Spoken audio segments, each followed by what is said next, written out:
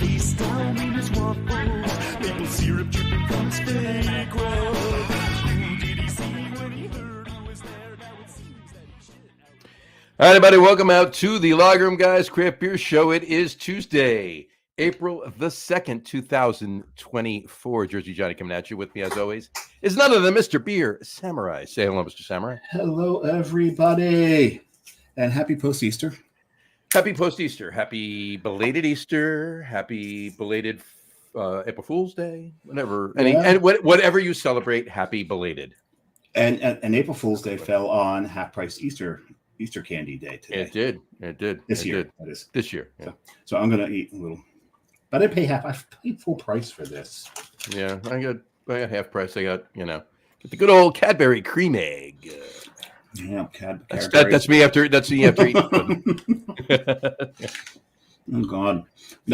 Here's when I wonder what if there's more sugar in that or in beer made by this guy. Oh God. Oh man, I just hard. So I'm eating these things. Oh, they're tasty too. These are really good.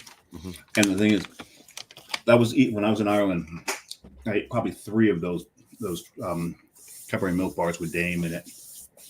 And so I think it's a toffee. So good. So good. He's also a basketball player for he's on the on a basketball team? Is he on a basketball team? Yeah. No. Okay. He's doing I know the guy. Damian Lillard, they call him Dame. So. Okay. Oh, I need a beer. You have one.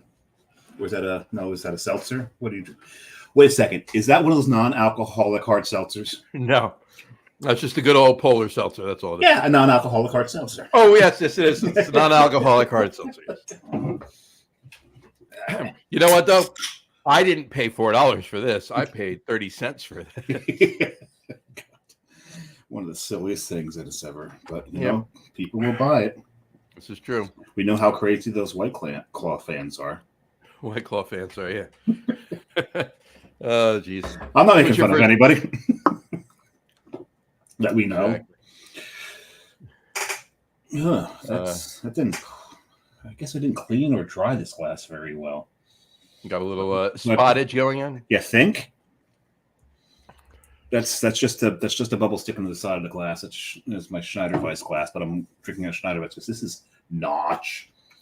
Notch, you got a little notch going on? Yeah, they're from Salem, Massachusetts, and I'm drinking their Salem Lager, which is their flagship beer. It's a really cool space. I love Notch. I love the space up there.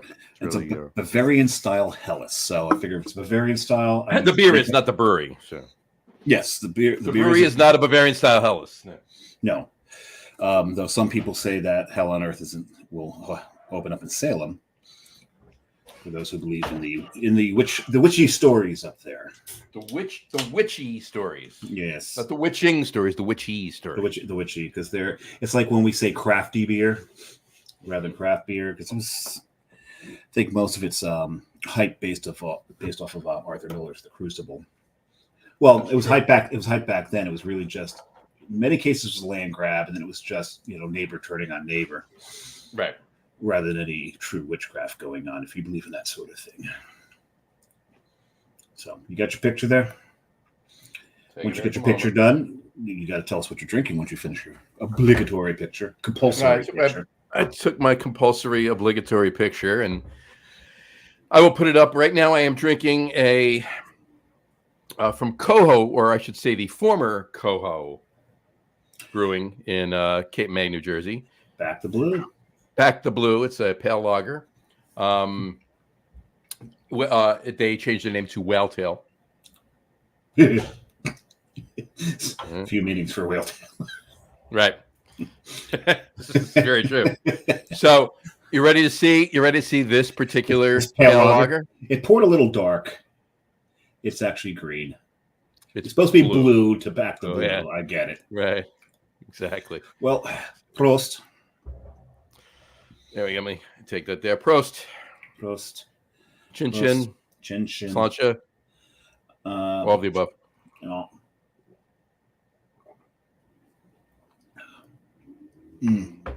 I mean, it's not like you taste the food coloring, right? It's Of course.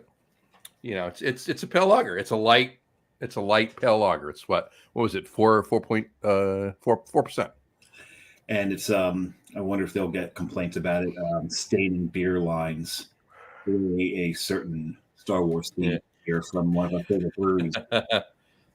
That's true. I don't know. I don't know that there's enough of it in here. They'd have to have it on for a while for it to really. Yeah, that Star Wars theme one had quite a bit of coloring in it. Yeah. Right, and that was a collab with Wakefield, I believe. That was a collab with Wakefield, yes. Yeah. I mean, usually anything blue is a collab with Wakefield. I heard rumor he's not making Haterade anymore. He might not be. But is Rob making Traderade? That's the other question. I don't. Oh, I should have worn that shirt. It's funny because the timing was perfect because I had just gotten the shirt over my belly when the camera came on. Because I wasn't. Hold on. I can see what's going on. I wasn't going to put the camera on until you were done. They're like, "Oh, no one needs to see this." At first, I'm like, "Oh shit, let me put it on before he's done." But no. Well, we would prefer to have more viewers, not less, John. Exactly. We have a comment from Mr. Mulvihill. I know him. Yes. Now, well, more on that in a minute. But at the moment, his comment is: "Good evening, folks. I'm starting the evening as the whiskey riff on a Manhattan. I call it a nutty Manhattan with heaven. B.I.B. B.I.B. Amaretto bib, heaven bib, amaretto in place of sweet vermouth and toasted almond bitters. Yes, I'll be having something. That's definitely a nutty Manhattan. Yeah, I like that. I'll be drinking something nutty later. Yes, you will. I could have phrased. Nutty, I'll be putting something nutty in my mouth later. I was going to say that's probably not the way you want to go to start off the show. No, I could have started off with the purple joke. I had a feeling it was Heaven Hill and not Heave Hill. Heave Hill. Heave Hill, yes. No, Heaven Hill rather than Heaven Bib. Heaven Bib, yes. I figured it was. I was about to say Heaven Hill, and I'm like B.I.B. Maybe that's a different brand. I was like, yeah, Heaven Hill, yes. But no, it's Heave Hill. You drink enough of these, it is Heave Hill. Right. You drink enough Heaven Hill, it becomes Heave Hill. That's it does become Heave Hill. There you go. Give it the old Heave Hill. The old Heave Hill, absolutely. All right, let me mark that timing down. That's definitely a show open there with the nutty in my mouth. There we go. Nutty in my mouth. There we go. So what's been going on, man? Well, first of all, before we get to that, we got some stuff to attend to. Oh, we do have stuff to attend to. I forgot. I started this damn stupid segment years ago. Exactly. Now I'm skipping right over it. Just right on past it. So let's start off by saying Happy International Children's Book Day. Yes, I love this day. And this, when you think about it, it's international children. Yeah, even books from the U.S. are international books, right? So, depending on where you live, what is going on? Now, I got a question. I got a question for you on that note, though. Is it International Children's Book Day, or is it International Children's Book Day? You mean books made out of children? Right. Exactly. I don't know. Or books made by children, by international children. I get the feeling that a lot of books coming to the U.S. from certain countries are probably made by children. Yeah, exactly. We're not going to mention anything.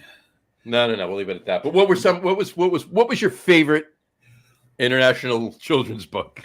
My favorite children's book growing up. What was your favorite children's book growing up? One I thought it was ingenious. Even as a kid, I'm like, this book's pretty damn ingenious. And that was a Sesame Street book called The Monster at the End of the Book. There you go. And it was Grover. Sure. Grover was the star of it.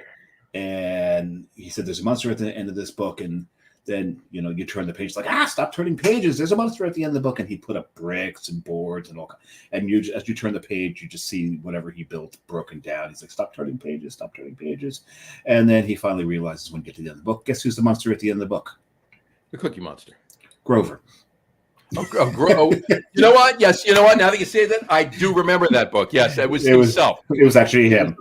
He was the monster at the end of the book. Yeah, I do remember that. I love that book. Another one was Richard Scarry's Busy World or something like that, or there was like Cars and Trains and Things That Go. There, I can't keep them straight, but it was just you fold it open, so you have both sides of the book, and it's just this big cityscape with all these little things in it, all labeled.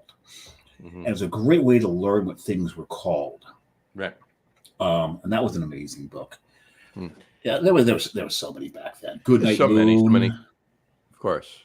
Right. The one that I always remember, I can't think of the damn name of it. I don't know whether it was. I don't think it was. I want to say it was Bugs Bunny, but it wasn't. It was like it was Grover or it was Ernie. It was a Sesame Street character, but it was whoever it was built the rocket out of, and I remember this line: built a rocket out of old box tops and used bubble gum. Old box tops and used bubble gums. Yeah, that sounds like it would be Oscar the Grouch. No, it definitely wasn't Oscar. It was either Grover or it was Ernie. For some reason, I'm seeing Bugs Bunny doing it, but I don't think it was a Bugs Bunny book. I can't think of it, but I don't know what that would be. Yeah. But the one that always just like when somebody says children's book to me, the one that automatically, comes to mind was a book that I read every single one of my kids, and they loved it every time I read it, and that was If You Give a Mouse a Cookie. What happens if you give a mouse a cookie? If you give a mouse a cookie, he's going to want a glass of milk. If you give him if he has a glass of milk, and on and on and on and on and on. Yeah. It's like, it's kind of like the old lady who swallowed a fly. Or I gave my love a cherry. Yeah, exactly. Another one, and just every Dr. Seuss book ever. Oh, here we go. It's Heaven Hill Bottled in Bond. That was the BIB. Oh, that's the BAB. Oh yeah, Bottled in Bond. That makes more sense. The Bottled in Bond makes total sense. That's a lot different. He said, "You guys are so wrong." He said, "That's so different." You usually are, Tom. That's much different thing than the Heaven Hell Bottled in Bondage. That's a different brand entirely. That is totally and the Heave Hill Bottled in Bond. Yeah, but Heave Hill Bottled and Bonded. Yeah, if you give a moose a muffin. If you give a moose a muffin. What is the follow up to if you give a mouse a cookie? Right. That was just a follow up to that. But there's exactly. But all the Dr. Seuss books. So you know the story behind Green Eggs and Ham? How he came to write that book? Go ahead, go for it. It was a bet. A friend of his bet that he couldn't write a book using only 50 different words. And he did it, and that's Green Eggs and Ham. There you go. So. And of course, there was one fish, two fish, red fish, blue fish. Yes. The Lorax, which was the environmental. The Lorax, right. Yeah. Right. So many. Anyway, we can sit here all day. The Sneetches was a commentary on racism.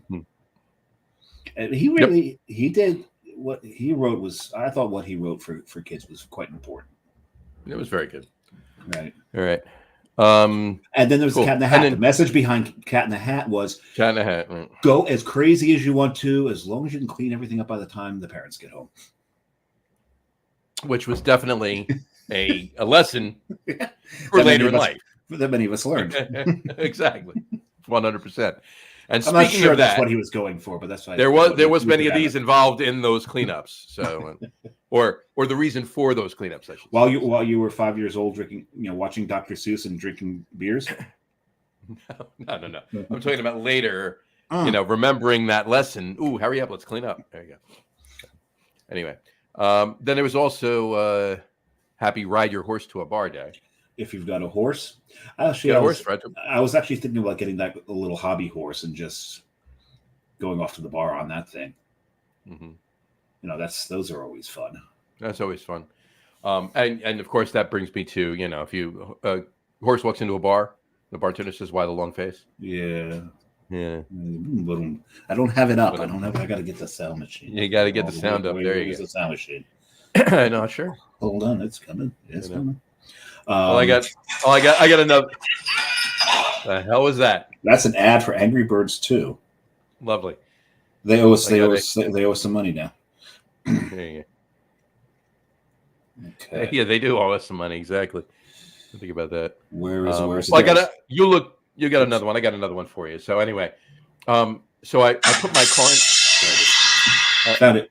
You got to say the joke first, and then you can use it. So. Oh, joke first, then rim shot. Then rim shot, right? Exactly. Gotcha. So I put my old car into reverse the other day. Oh yeah, and that took me back. Mm-hmm. Mm-hmm. Oops. There you go. So, well, if you look at what's under Jersey Giants is rain. It's been raining for 2 days. It's supposed to be raining again tomorrow. And I was walking through the city. And Thursday, yeah. But I was walking through the city today because I work in the city, and there's this little girl with an umbrella, and she really caught my eye. Yes. But you got to do it. All right, one more for you. I got a question. What's big and white and can't climb trees? Big and white. Let's see. Big and white. Trees. Give up. A refrigerator. That's a true statement. Right. It's just a true 100%. There you go. It's not a joke. It's just, Yeah, it's a factoid. It's a fun fact. It's a factoid. It's a fun fact. We got a comment, and we'll get going on this stuff. Doug Smith, gotta love any bottle and bond. Almost impossible to make a bad whiskey under the federal code. Yes, because the feds really know what they're doing. Mm-hmm. And then Tom Mulvihill writes in, I've got a Rolls can hardly. It rolls down one side of the hill, can hardly get up the other. Rolls can hardly. Hold on. There we go. All right. Just waiting for that. All right. So to the show, 17 minutes in. All right. It's Tuesday. It's Tuesday. There you go. If you haven't guessed, folks, tonight is just the two of us. Yes, because what guest would sit in the green room and listen to this tomfoolery for this long? For 17 minutes, right? It's not going to happen. So, and when Mr. Mulvihill is commenting, it's even more tomfoolery. It's even more tomfoolery, exactly. Mm-hmm. On that not tomfoolery note, what did you? So last week we were off. We were off last week. You went to a concert, right? I went to a concert at Count Basie in Red Bank, Guster, as it were. Guster, yes. Group from. It was windy that day. You're right. It was gusty, yeah. No, it was Guster. The group from. They went to college together at Tufts. Up in Massachusetts. So Boston. So they're called the Boston. It's a Boston area band. They when they graduated college, they moved into Somerville. And the reason I'm telling you all of this is it's funny. The name of the concert was, Taylor Swift. Pardon me. There we go. If only you had something to drink to help with that cough. Yeah, I know. I just did it, and that's what did it. So anyway. Oh, okay. Taylor Swift, the Eras tour. Yeah. Right? This tour is We Have Eras Too. That was the name of the tour. So they actually did this whole. It's really kind of cool. They actually did this. They set up the stage with different scenes and stuff like that, and they basically told the story how they met, when they got together, how they started, the songs they wrote, when other people came to the band, blah blah blah. So you got a little backstory. So for somebody like me that Jess loves the band, that's like her second favorite band. That's why I went to see them. Next to the Bare Naked Ladies, of course. Of course. But I've seen them before with her. In fact, I've seen them. They actually opened up for Bare Naked Ladies. They've done that a bunch. But in any event, I don't know as much about them as she does. So for me, this was really cool because I got some backstory. I got to learn a little bit about it. So it was actually a pretty neat show. So that was what I was doing last Tuesday. But you were upstate New York. Yeah, I went to. And that's what leads us to where we're going now. So there we go. Where are we going now? Well, to your beer ventures and things that you did. Oh yeah, we got a couple comments before we get to that. Oh, we do. Yes, we do. Yeah, Mr. Smith is. What is he saying? Is the beer whisperer slinging suds tonight? Cheers, Tom. And then he said, "Tom, the suds slinger." Now, if he's supposed to be slinging sluts. Singing. You said singing sluds. I like that better. If he's supposed to be doing that tonight, he shouldn't. He's commenting on the show. He's going to get in trouble. So I don't think he's slinging suds. I don't think he's slinging suds tonight. No, tonight he's off tonight, partaking in this. And is he slinging? He might be slinging suds from Sligo. Maybe he's slinging sluds from Sligo. Say that No, you said sluds. It's hard. Slinging Slinging Suds from Suds from Sligo. Sligo. Yeah, we go. Slinging Suds from Sligo. My next beer is from Slinging Sligo. Suds from Sligo. There you go. Yeah, there we go. My next beer is from Sligo. So there's a little forewarning. No, not forewarning. That's not the word I'm looking for. A little. Oh, just forgot the word. Foreshadowing. That's the word. For something. There you go. And not the thing that a brisk can get rid of. Not for skin. No. No. So, anyway, so you're up in upstate. Oh New yeah, York, yeah. So it was to the DAX, if you will. Up to the DAX. My daughter's spring break. She likes to come up here for spring break so she can get a break from Florida. Everyone needs a break from Florida. And, Every now and then, yep. And she wanted to see mountains. So like my little girl wants to see mountains, I'm gonna go take her to see mountains. So, and then I'm thinking, okay, Catskills are cool, but that's not good enough for my little girl. We need to go further. So we went up there, got her some hiking boots, and we did a little hike out to this area called Marcy Dam. Used to be a dam, but Sandy, damn it all, destroyed the damn dam, and so the lake's gone. And but still, it's still a beautiful view from there. It's just one of the best views in the park. But the thing about the Lake Placid area now, there was a time where there was really only 2 breweries up there. Mm-hmm. You had the Lake Placid Pub and Brewery, more foreshadowing, and the Great Adirondack Steak and Seafood House was also brewed their own beer. Brewed their own beer, yep. Now they've realized, damn, craft beer's taken off. They changed their name to the Great Adirondack Brewery.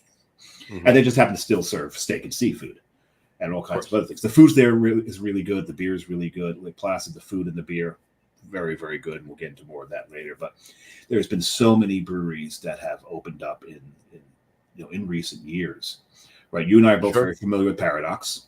Of course. Mm-hmm. Right? I go way back. I built their first website. Yes, that's how you're familiar. I was going there in their old location. Longer time before they had a website. Yeah. A long time ago. And then they're in Scroon Lake.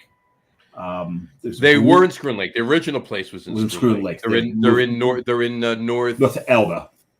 No, not North Elba. North Hudson. North Hudson.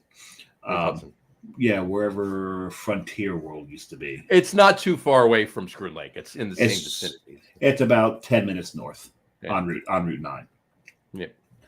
But now, if you leave Lake Placid and you head west towards Saranac Lake, you pass 2 breweries. First one you pass is called Raybrook.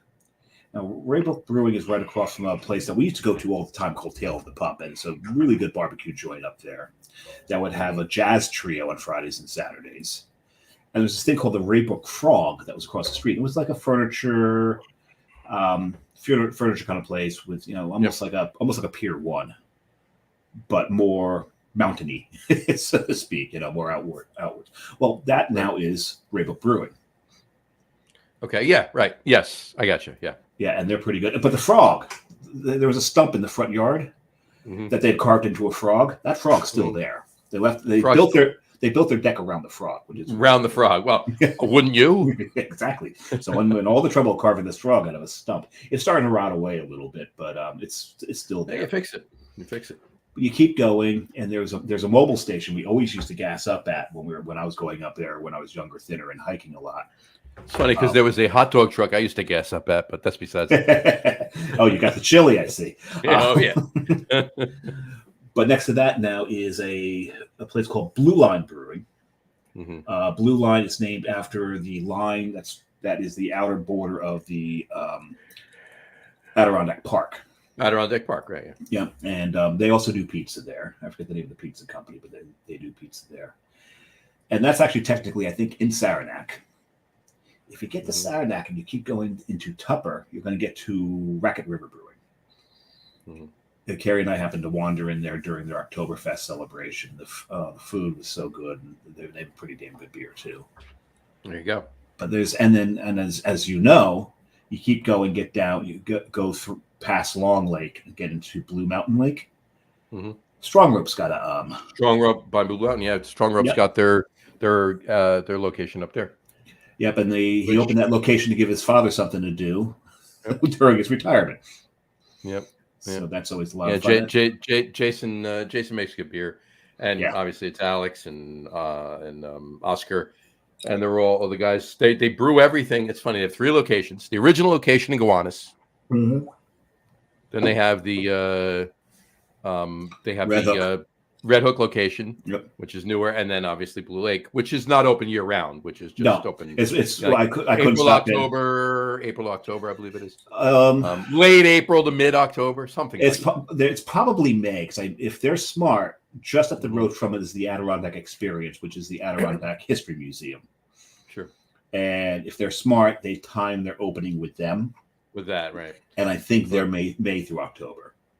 But point being that they brew all of their beer in the Red Hook location for all 3 locations. Everything comes out of the Red Hook location. Cool. They bring the beer up to Blue Lake. They bring everything over to the Red Hook tap room. They used to brew obviously in Gowanus, yeah, which used to be a pickle factory. Yeah. There's a pickle factory, and I actually breweries right there. I mean, Finbeck has a location there. Wild East is right around the corner from there. Threes is still there. So there's within like 4 blocks, you got 4 breweries. You can get that's pretty really good beer. Yeah, exactly. But it's only a few blocks away from the north end of Prospect Park. It's a pretty cool area right there. It's right there. I remember the Gowanus. We're talking about Brooklyn. We're talking about Brooklyn, and I'm foreshadowing something for later too. But I'm going to get this sentence out eventually. Are you done? Go for it. Okay. No, the Gowanus location, I managed to waiting for it. I managed to actually wander into that location with a couple of friends before they're officially open. They decided, okay, we don't open for another couple of days, but let's unlock the door, see if anybody comes in. That was the first time. That was you. Well, obviously the first time you went there. You didn't go there before that, but that was that was my first time in there. That was cool. But yeah, so the beer scene up in the Adirondacks, and if you want to count like Glens Falls, who's in Glens Falls, John? Common Roots is in Glens Falls. And not too much further, and that's in South Glens Falls. A little bit further in Glens Falls, just before you get to Lake George, is Northway Brewing, and they're making some good beer too. There, Northway's good, and there's a brewery in Lake George, Adirondack Brewing. Not the Adirondack Brewery. It's Adirondack Brewing. It's also the Great Adirondack Brewery is the one. The Great Adirondack Brewing. The Great Adirondack Brewery and Adirondack Brewing, 2 different breweries. Yeah. But Common Roots is just expanded like ridiculous. Their brewing facility is gorgeous. Their tap room over there is amazing. They have another facility across the street. Christian is doing really, really great up there. And he's been on the show. Christian's been on the show. Yeah, he's been on the show. And we've had Paradox. We've had Paradox Brewing on the show. We've had Paradox. We've had Paul on the show from Paradox. Yep. So the craft beer scene up there is not bad at all. No, not bad at all. There's some good liquid growing up there, and it's not just the melt off from the mountains at this point. And they should find a way to use some of that melt off and make some beer from it. Oh my God, it's because we're up there. You know, we hadn't timed it with her spring break, but this time of year is referred to as mud season. Oh hell yeah! There's basically 4 seasons up in the Adirondacks. Mm-hmm. There's 5. There's August. There's leaf peeping season. Mm-hmm. There is winter. Mm-hmm. There is mud season, and there is black fly season. Black fly. Those are the 5 seasons in the Adirondacks. Mm-hmm. So you don't want to be there in black fly season. No, black fly is not good. No, but August is good. The great thing is, if you go up there, winter's good. Winter's good if you're a skier, snowboarder, snowmobiler. And the thing is, right now, they are all gearing up for the eclipse. The eclipse is going right over the Adirondacks, the totality. Okay. And they're really excited because they had a shitty winter. It didn't snow enough and didn't get cold enough for 2 of the biggest. Snow making on the mountains. You can always ski. You know, as long as it's long enough, they can make the snow. Right. But 2 of the other things, you know, when you get out of like the real, from whiteface, get away from gore and all that. One of the biggest activities up there is snowmobiling, and they didn't have enough snow for all the snowmobile trails, so they lost a lot of snowmobilers. And another big activity is ice fishing. Ice fishing.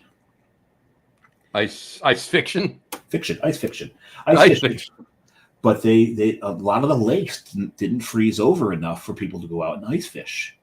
So they lost revenue there as well. So they're really excited. And I'm going to be using this glass a little later, but you can see here, Eclipse 2024. This logo you will see all over the Adirondacks. They're putting it on everything. Any place that you go in the Adirondacks, they've got these little cards that tell you how to view the eclipse safely. And public service announcement from the locker room guys: do not look at the eclipse with the naked eye, because that is still sun rays coming out when the corona's there. Did you freeze, Dave? Did I freeze? I think Dave froze. Did I freeze? I'm not sure if he did. I might be talking over him. Did I freeze or did you freeze? I can see me move. There we go. Now, you didn't freeze? I froze. Don't think did you? I didn't see you freeze. One of us froze. Did you hear me talking? Yeah. Okay, so something was going on. I don't know. We had a temporary. You know what? It was the eclipse. I blame the eclipse. We'll blame the eclipse. But like I said, don't even with the corona. It looks like most of the sun is gone. The corona can still cause permanent eye damage. Yeah, no. You have to look at it safely. There's things to do. We went down. The last one we had was 7 years ago. It was in 2017. Yep. We went down the beach, and we made the paper towel tube with the stuff over it, and so forth, and viewed it that way. And it was really weird. And this one's supposed to be darker than the one in 2017. But it was weird. It got. I mean, it didn't get dark, but it got pretty twilight, pretty late twilight. Yep. At 1:30 in the afternoon. It's pretty weird. Yeah, this one's going to get really dark. I'm probably not going to go to work that day just in case because they say there might be cell phone or other electronic disruptions with it. I don't know about that. That sounds like some conspiracy theory. It's like a Y2K shit, Yeah. I do want to point one thing out. I was looking for a picture. Queensbury, just south of your creaking chair. No, I'm sorry. Just south of Glens Falls. There you go. Now it's not creaking. It's not creaking now. Just south of Glens Falls and Common Roots is a brewery called right here, Dancing Grain. Dancing Grain in Queensbury, huh? Queensbury, yeah. Small system, small 3-barrel brew house. In fact, there's a copy. There's a picture of the brew house right there. Small 3-barrel brew house. But it's a farm brewery. It's really, that's the outside area. It's really neat. Oh, that looks like Westwood right there, almost. It's pretty neat. Matt and I went over there last time we were up by Common Roots last year when we did the show from Glens Falls last year. When I was in Utah. You were in Utah. Yep.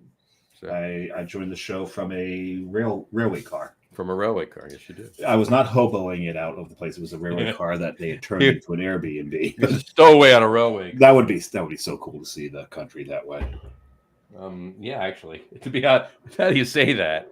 It actually would be. All right, what's your second beer there? I've been waiting for you, so I actually finished mine before you this time. That was odd. Well, I'm about to put something nutty in my mouth. There we go. There it is. It's McNutty. Macadamia Nut Brown Ale. And this is from Loftgill. Loftgill is out of Sligo, Ireland.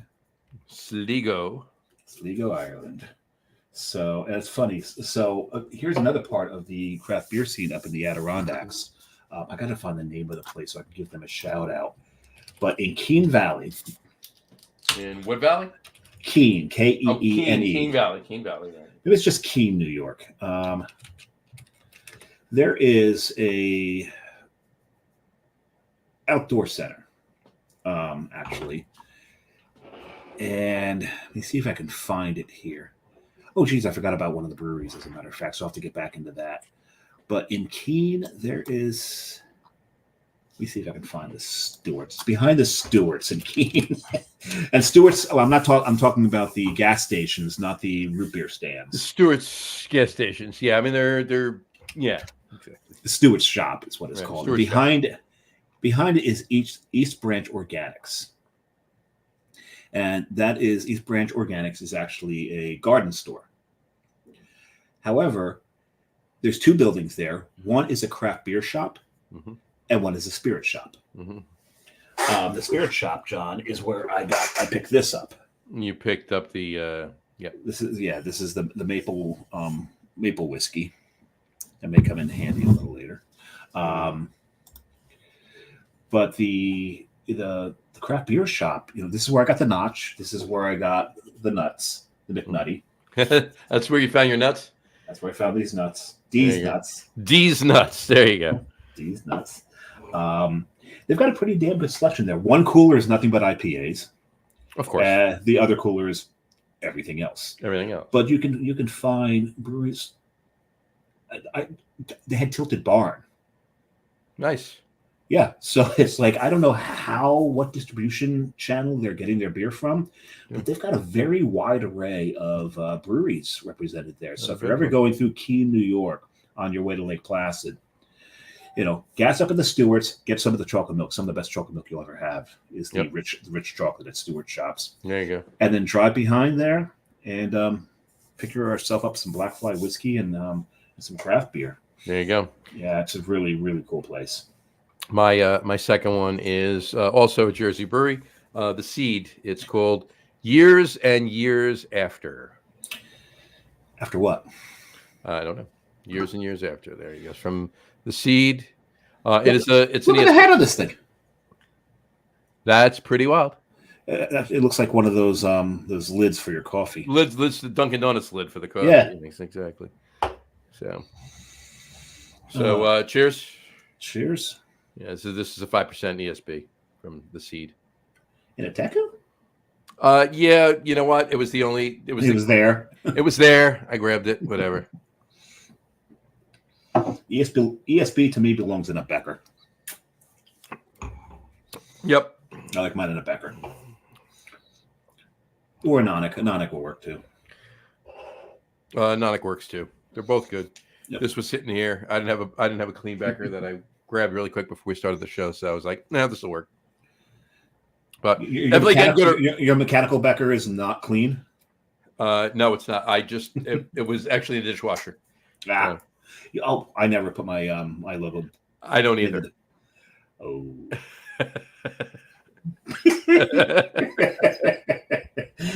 Someone's in trouble. So, but in any event, that's you should mark that one down for an opening. So, on that note, cool. So what else? So that was your the nuts and bolts of your Adirondack trip. There's the nuts. I don't have any bolts. It'd be really cool if there was a lightning storm out right now. That'd be cool, but there's the bolts. There's the bolts. Yeah. So all right. So I had a couple of things we did. You went to Philly. Well, let's go back. Friday went to opening day. We might get sued for trademark for that. They're not going to care. Good. They're not going to care. I went to opening day on. You Friday. Did on a team. What's the over under for when the Mets will win their first game of the season? July-ish. Okay. Mm-hmm. And again, the Family Guy routine comes into play. I'm so excited for opening day. Welcome to opening day for Mets season. And there's the pitch. Crack, and the season's over. And the season's over, yeah. Well, here's the thing. I was speaking to somebody the other day, and I won't mention any names because I don't want to put him on the spot. You might know him. But he did come up with this really optimistic Mets fan outlook. And I know exactly what you're going to say because we all feel the same way. Right. We always win opening day. We always do fantastic in April, and we shit the bed the rest of the season. We'll have a surge. We'll have a surge just to get our hopes up sometime in the summer. Right. And then they just go, kidding. Yeah, kidding, right. So now we're doing really shitty in the beginning. Maybe lost opening day. Lost opening day. 0-4. Listen, 0-4. Whatchamacallit. The last time they were 0-4 was 2005. Okay? They actually went 0-5 that year. Of course, they honestly should have won the World Series the year after that, but I won't get into that Beltron Adam Wainwright comment, right? Andy Chavez is still Take the bat off your shoulder. However, Mhm. the only other time they went 0-4 ever was the first 3 seasons in existence when they were in last place every year. So those are the only times they ever went 0-4. So either, hopefully something's different this time. So we'll see. Whatever. Well, being a true Mets fan, I have no hope. I know it's only 4 games, but I know I've been watching them too long. Yeah, no, I really don't understand what Stearns did. I'm not going to get into it because look, anybody listening, if you want to hear me rant about the Mets so far this year, tune in tomorrow's sports podcast on the Get On With It Sports podcast. You'll hear all about it because I may go up for 15 minutes. Yeah. Anyway, so after the game, right, had to have some beer, right? Had we tailgated? Had some beer. Yeah. Beer. Yeah. Had a couple Coastals. All right, a couple pitchers. How's that? Had a couple Coastals on the way in, but usually when John's out drinking on his escapades, he's not updating the group everything he's drinking. He either updated us on everything he's drinking, or he drank more after that game than I've seen him drink in a week. Quite some time, right? Yeah. So anyway, but they get over to Ebbs, which is the brewery in Citi Field that replaced McKellar. I've been to Ebbs Brewing, and I'll reserve comment. That's fine. But had a Helles. Not a fan. No, you know what? What we drank, we had a Helles, and we got a pitcher of Helles, and we got a pitcher of the Kolsch. They were fine. They were fine. Or as we like to say, the food was good. The food's good. Wouldn't have any of the food. We were eating inside, but what should we call it? But there was this though. We went over to Ebbs. All right, and the main reason for going over to Ebbs is because met up with I know that man, Chris from Double Tap. I just got an email from him recently about something I signed up for. I was drinking at the time. Yes, you signed up for the beer lab. The beer lab. Yeah, we were actually talking about you in the beer lab on Friday in Ebbs. So yeah. So, but in any event, so we had a couple beers. We left. Did learn that Jess and I went back into Astoria to our favorite. It's called Nueva Jordan de China. It's a Chinese. Wait a second. Nueva Jordan de China. Oh God, I thought you said vagina. Nueva Jordan vagina. Yeah.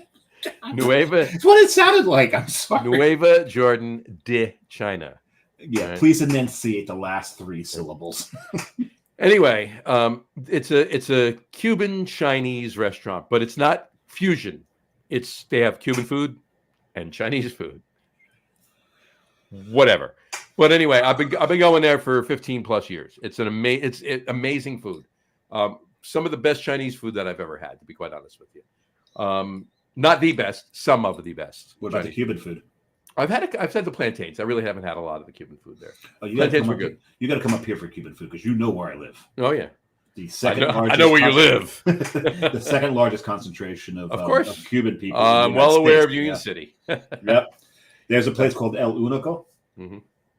You get one of those those aluminum containers with the plastic lid on it to crimp everything down. It's 9 mils in that one thing. Yeah.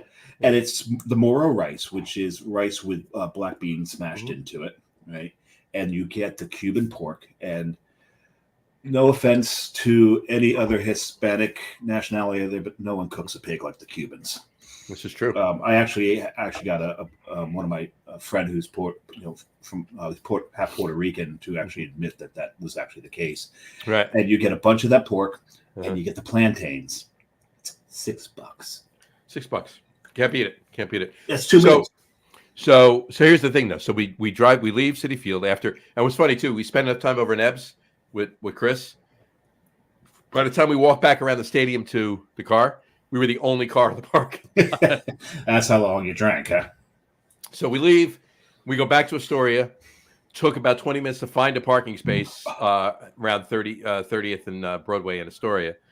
And we walk over to Nueva Jordan de China only to find out they're closed. Not only are they closed, They're done. Permanently closed. Permanently closed. I'm sensing a theme here. Yeah, exactly. We're getting somewhere with this. More foreshadowing, right? Yeah, more foreshadowing. And it sucks. It really, really does. Apparently, again, more foreshadowing. The building was sold, and they didn't want to renew the lease of New Wave Yard in China. Well, we've heard this before. Forgotten Boardwalk was one of them. That was one of them, and again, maybe more foreshadowing. So we'll leave it at that. We'll get there. So that sucks. So that the place is gone. Right. Wait a second. We've just now taken the name of your other podcast and applied it to the show. Get on with it. I know. We'll get there. Get on with it. Yeah. So anyway, leave there. But Friday, I'll come back. That was Friday. Saturday, we'll get back to. I want to jump to Sunday really quick. Went down to. Oh my God! This is like a fucking Tarantino movie. Well, why not? Yeah, I'm going all over the place. I'm just talking about drinking. I'm not going to give you my entire weekend here. Okay. Okay. So you're not going to tell us who you killed? No. That's later. That's another show. We need a podcast for that. We need a podcast for that. We need the people we wish we had killed. Right. Anyway, so went down to Philly. To Citizens Bank Park. Actually, Philly. for me, it's down to Philly. For you, it's across to Philly. Across to Philly. You went over to Philly. I went over to Philly. Yeah. For on Easter's, and the stadium was packed. And I'm going to tell you this right now. One other foreshadowing for tomorrow night's sports podcast. If you want to know my thoughts on stadiums, I'm going to leave it at that. Okay, because I'm not going to get into it here. Watch the show tomorrow night because I got a rant about that too. Okay. Is it the stadium itself or the friendliness of the? No, it's nothing that you're actually going to expect to hear from me. Let's leave it at that. Tune in tomorrow night and find out how I feel about where I'm going with that. Are you going to say nice things about Dak Prescott? Not even close. Because I wouldn't expect that from you. No. Yeah, that's true. Well, anyway, so after the game, a couple beers, had some Coastal in the lot, tailgating, obviously. And it's kind of weird. Very, very good glass there. Very, product placement. Product placement. Smack it into the microphone again. Right in there. Boom. And then, whatchamacallit, we had, inside I had a Sly Fox Slugger Ale. Sly Fox makes some good stuff. Yeah, it was an unfiltered Pilsner. It was actually pretty good. And Sly Fox has a place in Pittsburgh. They do. And it's, they're not too far from Market Square, actually, if they're not in Market Square. So, where's at the other side of the river? I'm thinking they're on the south side. It's on the other side there. Yeah, they're on the south side. So, anyway, but we went up to Human Robot afterwards. Had to go to Human Robot. And why not? And why not? So, it's such a great space. It really, really is. It's such a great vibe there. Even we sat outside, too, because we were with Jess's sister and brother-in-law and her nephew. Her nephew is going to be 14 after 2:00 any day, 21 and over inside. So we sat outside, and I had never sat outside before. It's really, really, other than a couple of motorcycles driving by in West Kensington with mufflers on there that, aren't mufflers. Can only be compensation for, small appendages. We'll leave it at that. Well, Vienna sausage. There you go. But it was really a comfortable, always the comfortable vibe there. But some of the beers I had there, I won't go through all of them, but specifically I'll call out one. It was called Hell, H-E-L, not H-E-L-L, just H-E-L. Mm-hmm. It was a Baltic Porter. It was so fucking good. It was one of the best Baltic Porters, I got to be honest with you, that I've ever had. Yeah. Wow. It was that good. And you've had quite a few. I've had quite a few. So, you do seek them out. Yep. So get your ass to Human Robot while they still have. Well, I'll be there. I'll be there in July. I don't know if they still have that on. I'll be there actually in a few weeks. Again. Yeah.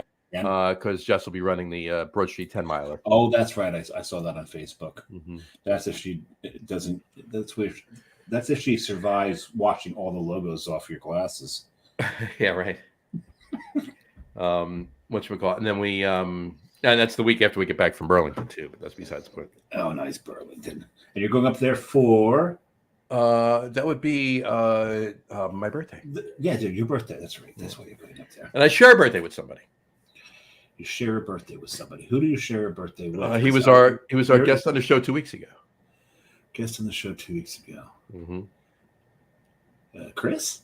No, that was 3 weeks ago. Oh, that was 3 weeks ago. I don't remember who was on the show. Who was on the show? He has his own. All I know, it wasn't David Campanile. No, it wasn't Dave Campanile.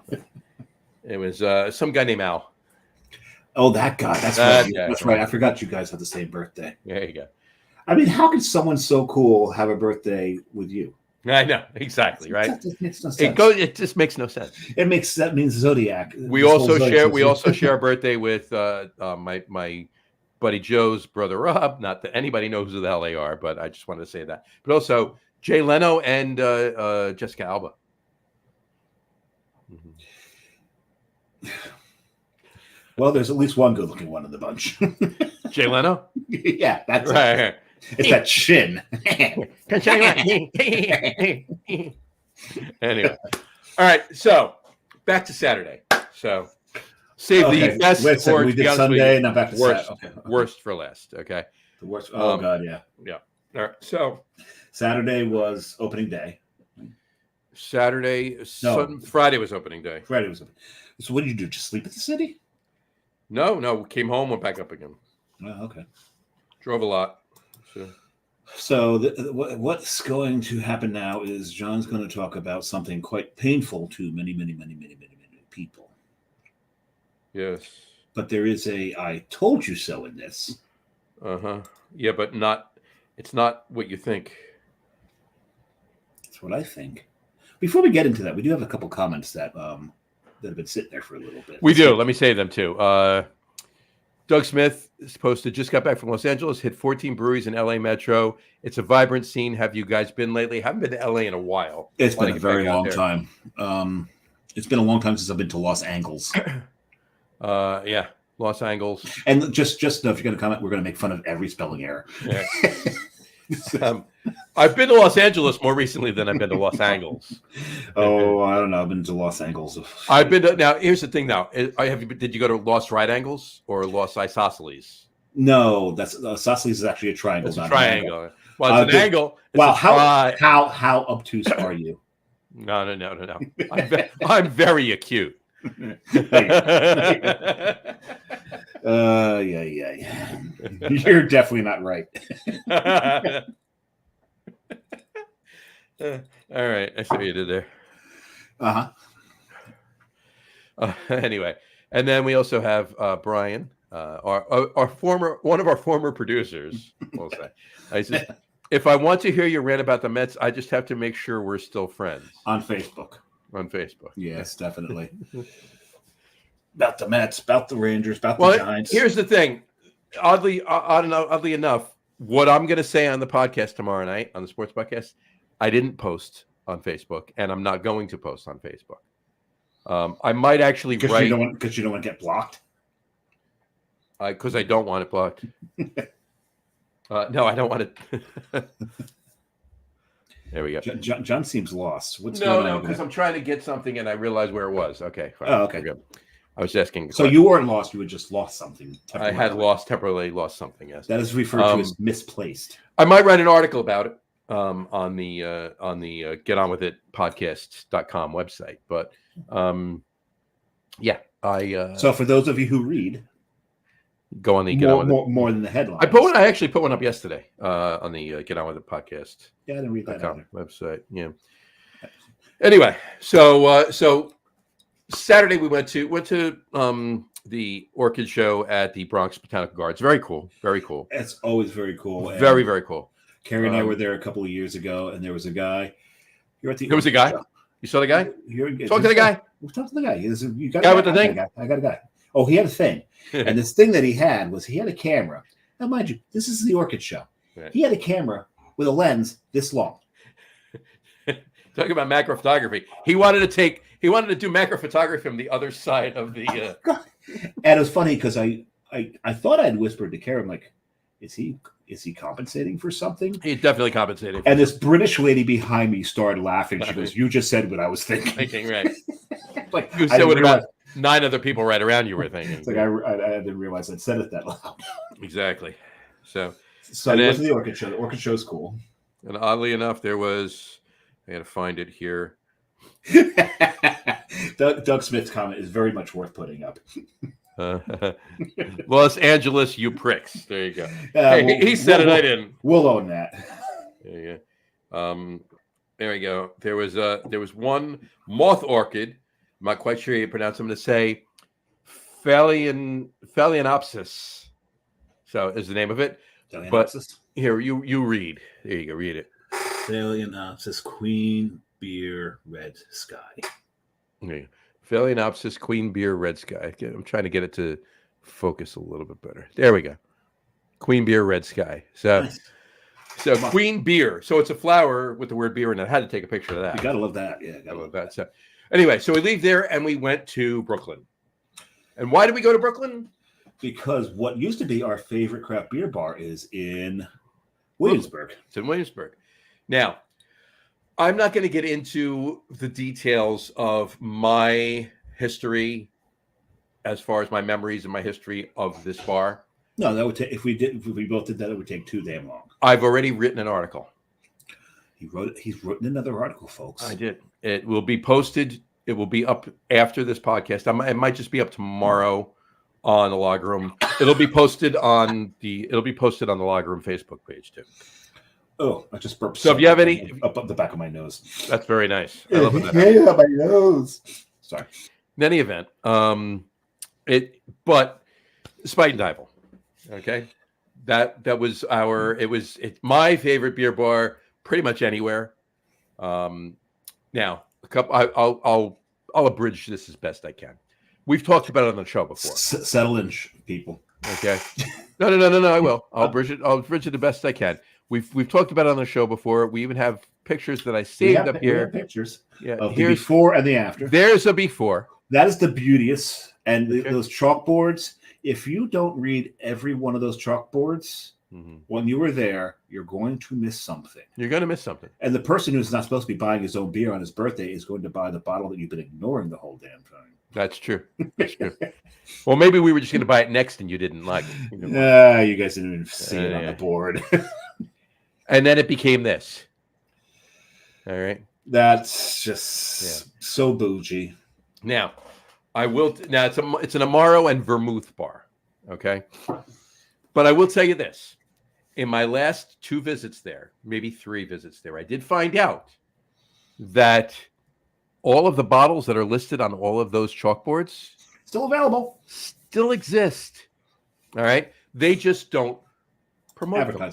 They don't advertise them. You have to know which bartender to ask, and you have to get the secret list, and they're going to give you the bottles. Now, they always have draft, and they always have certain cans, local cans, some German cans. Yeah, and their menu, there's a limited selection there that you can order from. Right. Even if you don't know the secret. Right. But if you ask for the secret list, you get in this bar, you get all of the beers listed on those menus, right? Now in my those of you listening to the audio podcast, either tune into the video around 58 minutes, or just read my article posted on the logroom.com or logroom.com. I think here's the thing about Spite and Dival. The only thing that said Spite and Dival was the little strip on the mailbox. Yep. And it was one of those things where you set the letter punch, peel it off, peel the backing off, and put it on there. Yep. You had to know Spite and Dival was there. The door was like this metal door, and there's a wood door behind it, so you open the one door, you go in the other door, and then boom, there's this very vibrant bar with an amazing backyard and all that. There it is. But that's it now. Beforehand, you always wondered if they were open. Yeah, the windows. Well, this is also at night, so the lights are the lights are on. You go there during the day, you're not gonna. Yeah, you don't even know they're open. You don't know there's something in there. Mm-hmm. It almost looks like an abandoned building. So, right. So now you've decided you've taken a place that everyone knows is there, even though there's no advertising. There's only one little strip of word there for you to go in and know it's there. Mm-hmm.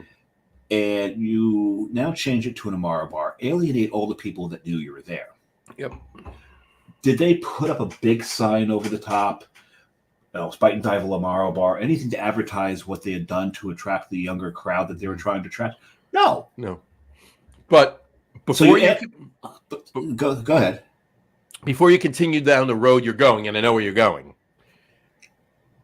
here's what's going on. Okay, so they didn't change that, right? They changed the vibe was basically the same, but they were catering to people and some hipsters will say it. They wanted to come in and drink Amaro and drink vermouth. And Dave and I have been in there a couple of times after the fact when it was pretty much. I mean, we could say it was packed, but it wasn't packed for beer. It was packed for hipsters drinking, younger patrons drinking. I don't want to say kids, younger patrons drinking Amaro. They're kids to us, but yeah, kids to us, right? Anyway, so the business was there. Okay, now here's the long and the short of it. I read an article last week or so with some news that Spite and Dival is indeed closing. Okay, they are closing their doors. They're shuttering their doors. The last day of business is going to be April 25th. I'll be in Germany. I'll be in Prague, actually. You'll be in Prague. Whatchamacallit. So I did some digging. I have to get back again, but I did some digging. Wait a second. You did not unearth the people buried, did you? No, not that kind of thing. Oh, no, you're safe. Because we told you. I told you. I know. Safe. You're good. Yeah. Anyway, okay. But in any event, I did some digging. Why you would think that they were closing because of changing this? I mean, they've been there 20 years. They've been over 20 years. Late, like August, September, 2003 is when they opened. Right. So they've been there 20 years. They're not closing because of the change and because of business. Oh, I thought that's why. But no. Why are they closing, John? They are closing because the property owner of the building hates Amaro? No. Can't stand Amaro. You're out. No. Doesn't mind Amaro. Hates vermouth. No. No. He wants to gouge the rent. The lease is done, and he will not renew a lease at the current terms. He wants buku bucks more. John just spoke French. I did. Right. Yeah, not a lot of people realize that bucks comes from the French. Yeah. Exactly. But so they're priced out. You know, they're not gonna pay triple the rent that they've been paying, the rate that they've been paying now. You know, it's not. So yeah. Now, and I asked about St. Anselm. Right. St. Anselm, which is their sister bar down the sister bar. No, next door. Next door. Is it next door? I thought it was next door. No, it's next door. It's next door. And Fedisal, right across the street. Right across the street, the barbecue place. Now, I just wanted to show you this. This is the backyard. Hold on. He's going to get there eventually, folks. There we go. They've already boarded it up. It's not boarded. It's a fence. The whole backyard is fenced off. The whole backyard was both Spite and Dival and St. Anselm's backyard. Obviously, they're keeping St. Anselm, so they put a fence. Yep. So in any event, yeah. So they're basically getting kicked out by the landlord. Well, and the knitting factory is gone too. So one can only think that it's the same landlord, and maybe he wants to tear them down and put up bougie housing, or Starbucks, or Trader Joe's, or look. Here's the thing: the neighborhood's getting gentrified, and it's been getting gentrified for many, many years. All right, it's a very bougie, it's a very uppity. It's and not in a bad way by any means, but it's definitely night and day from what it was 20 years ago. Okay, and Spite and Dival is part of the reason for that. Yep, it brought a lot of people to the area to make it what it became, and now it's getting unceremoniously kicked out. Yep. So here's to you, Spite and Dival. Thank you for 20 years of amazing fucking beer. I doubt there'll be another like you. Hopefully we do find one like you that we can get to and enjoy, but I definitely need to get back there again. Cheers. Here's mud in your before eye. the 21st. Here's mud in your eye.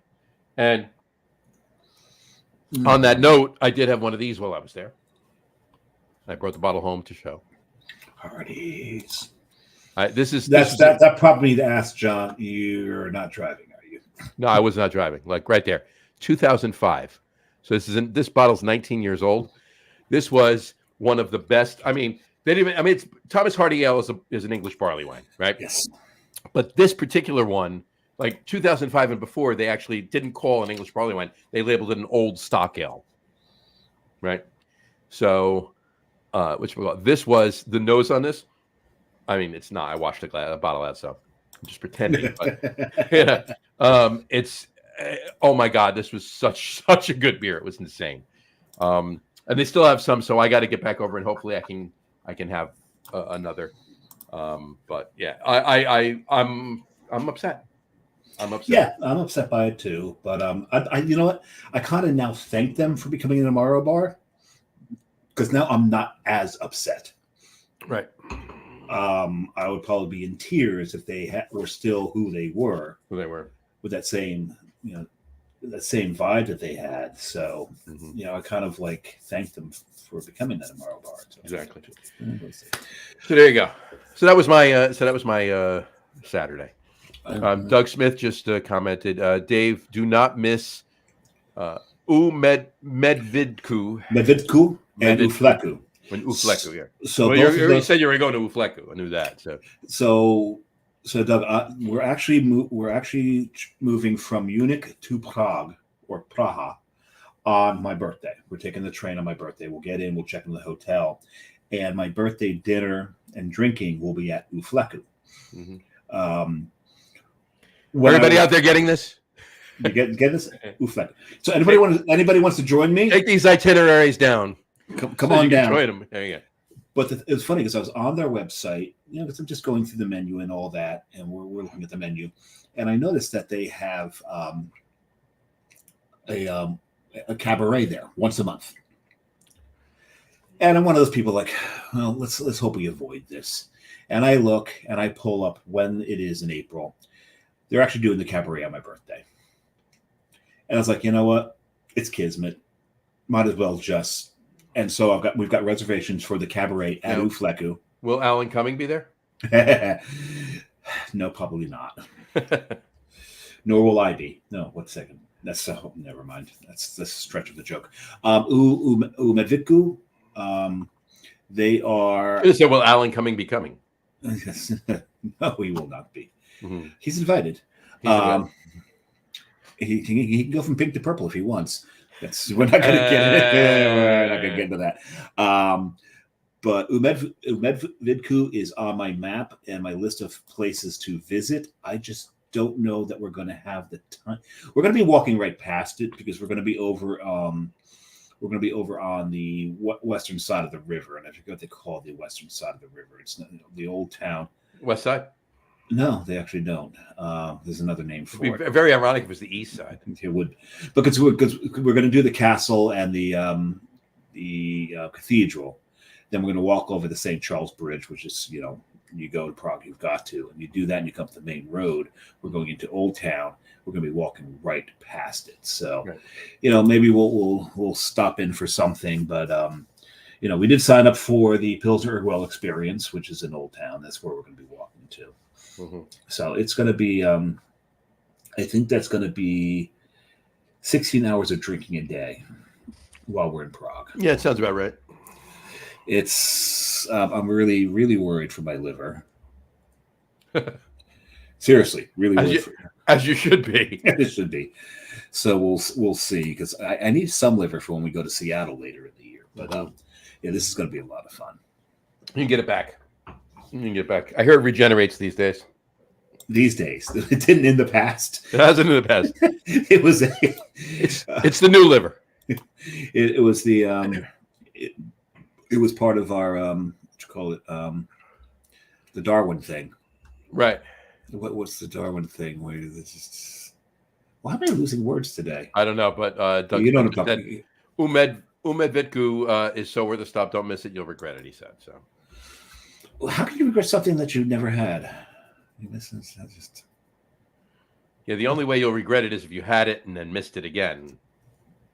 Regret it, went back in time, and then didn't do it. That's right. a good way to regret it, I guess. That's a way to regret it. Well, you'll regret it because so many people will tell you that will make fun of you for missing it. So, and the thing is, I can't go back in time because I keep checking O'Reilly's Auto Parts, and they are still out of flux capacitors. They are. And I'm not kidding. If you go on, if you go to O'Reilly's and search parts and put in flux capacitor, one comes up. It's always, of course, out of stock. It's got to give him credit for that. You got to call Doc Brown directly. He's got he's got one. He only needs one. He only needs one. And the thing is, if you move back in time, you can actually load it out and still get it back. And that's true. So you didn't say what your third beer there is, sir. Well, I'm drinking it out of this glass, the aforementioned Lake Placid Pub and Brewery, and I showed you the other side of it earlier. That's got the Eclipse. Yep. And now there's a dark beer in it. You can't read the whole thing. Correct. Which I think is intentional. I think it isn't. It's an Eclipse. I think it's intentional. Yeah. Yes, but this is Ubu Ale. Yeah, I when you said you brought home a crowler of that, I was like, yeah. I said I gave you the finger through the phone is what I did. No, you didn't. We were talking. You verbally said "fuck you." Oh yeah, well that's. I was just being nice. The whole thing about Ubu Ale is you can find it in bottles and you can find it in cans, all over the Northeast. And I beg of you to go ahead and buy it to keep the Lake Placid Brew Pub in business. But do not judge Ubu on the bottles and cans. The reason I have a crowler of it is because the Ubu that they serve at the actual brew pub is brewed at the brew pub. The bottles and cans are brewed at Saranac. Right. And no offense to Saranac, but it's not the same. It's not. It's not the same. So I had to bring a crowler. How could it be? I mean, the water's different. I mean, I doubt they're putting in a filtration system at Saranac to mimic the water chemistry at Lake Placid. I'll tell you one thing right now. If I don't save the rest of this crowler for Carrie, I will be a dead man. Mm-hmm. Can you give me some through the camera? Let me smell it. Here you go. Ooh, nice. So this is referred to as an English-style strong ale. Mm-hmm. And it's funny because I remember the first one I ever drank. I'd actually gotten into... Because I've been in craft beer for a very long time. For a while there, I went through this wine phase. And I was getting a little tired of the wine snobs. And we were up in Lake Placid. And we were there for the Iron Man parade. Not that we were in the Iron Man parade. And it's not like we were there to see the Iron Man parade. We were just there when it was going on. And we're like, oh crap, good thing we parked. Is it Iron Man? Is it the Iron Man parade like Robert Downey Jr. Iron Man? Or is the Iron Man parade like Black Sabbath Ozzy Osbourne? It's Black Sabbath fans. No. It's those people that run, bike, and swim. The Iron Man. I get it. That thing. The other Iron Man. Right. But we went to a steakhouse to show that we really are Iron Men because we're eating stuff that's rich in iron. Oh, of course. And it was like decided, you know what? I haven't had a beer in a long time. Let me order a beer. And I see this Ubu Ale that's brewed right in town. So we ordered that.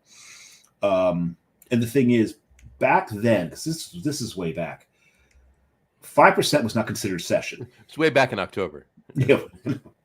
But no, we're talking probably 20 years ago. You can say 05 maybe. Yeah. 405. Probably around there, yeah. Mm-hmm. And 5% was not considered session like it is today. No, 5% was beer. It's beer. And you get to 6%, you're like, ooh, we're getting crazy here. Yeah. So when you look at Ubu Ale, 7%, somebody brought an 18% bourbon barrel aged stout for you that long ago. You were like, what the hell is this? What is this? But the thing is, now you see 7% English strong ale. You're like, okay, not quite sessionable, but that's fine, right? That's nothing nowadays. But back then, they warned us when they put it down. This beer's stronger than you're used to. And we're like, whatever. And we each drank about 3 or 4 of them while the parade was going on. Mm-hmm. Getting up out of our chairs was a little difficult. It was because we were putting these down. That place now is a breakfast spot called the Breakfast Club, which is ironic. Is just 40 years ago, in about 4 days is when that first aired. No, it was a couple weeks ago. It was last week. It was last week. Last week. It's about a week ago. So it's kind of. Oh no! Wait! I'm sorry. I take that back. 40 years ago, last week was the day they were in. That's what it was. They were in the. They're given detention. Certain detention. That's what the date was. At the beginning of the movie, right? That's what we call Breakfast Club because it was next year. It's not till because it came out in '85. Yeah. So next year in 2005 is 40 years since the movie came out. But last week was 40 years from the day they were actually, according to the movie, in detention. Yes. So I'm going to take this crawl out now for you. So I've saved this one for last. There's a reason I saved this one for last because I knew by now I need a snack. Hold that thought. I'll tell you and we're going to get to it after John gets to his third beer because I think his third beer might go pretty well with my snack as well. But yeah, I'm not going to have your snack. You're going to have your snack. So. I'll have my snack. I can share. Yeah. Autodidact, another Jersey brewery. I went all Jersey today. It's a Tamave Piva, but it's called Alaska. I really need to question them as to why they call it Alaska when it's a Tamave Pivo. I don't know. We could ask them. We need to ask them that one. We need to ask him, but it's and I got to say, two of the beers I had tonight were handed to me by Mr. Matt Potensky. So thank you. I know him. Yeah, the Coho Brewing the Pack Black, Pack Blue. That was when he was on his birthday trip down to Delaware. He's coming back through Cape May, and he picked that up. And then he was up in Ashton for their anniversary a couple weekends ago. Oh, cool. And his buddy Wes, who's poured for Coastal before, good guy. He went to Autodidact for their release of Alaska, picked up a 4-pack for Matt, brought it back to him, and I snagged a can from him. I've got something from Autodidact. It's sitting over there, but it's a bonsai tree. It's a bonsai tree. Oh, you got one of the bonsais? Yeah, I went to one of the bonsai right. events. There you go. But so there you go. Very nice. That's a beautiful beer. Sure, in your night shift class. In my night shift class, that's a Becker. Yeah, it was a big Becker. It's a big Becker. It's a big Becker. It's a 19 ounce. It's probably 19.2 ounce Becker. I'm going to say. Yeah. Yeah. Don't be precise or anything. Yeah, it's not quite 20 ounce. We got a few comments in here. Let's throw them up there. Mackenzie Kernan. Mackenzie Kernan said, Desert Island Beers. Said, Jersey Johnny, where in Jersey are you? And I'm in Somerville. Okay. Mackenzie. Mackenzie is like halfway between us. Somerville. Yeah, Somerville is about halfway between us. Yeah, about I am down in Monmouth County. I am in the town of Belmar. Yep. And I'm up in the Hudson County. Dave is up in Hudson County, the most populated county, most densely populated county in the country. Densely populated county in the country. Yeah. That's in Union City, which actually might be. Dave has people. It's so densely populated. Dave has 17 families living in his apartment with him. No, right in this closet, right here. In the closet, right there. So, Mackenzie, you get over to Jersey. Jersey Cyclone at all? Cyclone. Got that one. And there's the one. There's the brew pub. There's the brew pub in town. Oh, it's the Village. The Village, yes. Village Brewing. Village. Yeah, I think so. Village Brewing. I believe it. It's one of the few places that I will actually eat cauliflower because they got the General Tso's cauliflower there. It's so good. It is good. I've had it there. Very good. And ironically, there's a hibachi restaurant right like 3 doors down from it, and a really good sushi place across the street from it too. So that's a really cool block there in that section. Yeah, I like Somerville a lot. But yeah, let us know if you've been to Jersey Cyclone. Our buddy on is the owner there, and we'll be doing a collab with him soon, so that'll be fun. But thanks. Cheers, Mackenzie. Thank you. Cheers. I've started my snack. So tell everybody what your snack is. That what's pairing well, and then we'll get to why you did. Wow, that makes it boozy. It really makes it boozy. Eating your snack makes it boozy. Eating my snack. Stress that end, please. Eating your snack makes it boozy.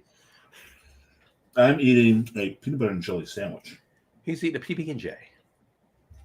Reason for that, it is National Peanut Butter and Jelly Day. Happy. Well, I got to get to it here. Happy National PB&J Day. There it is.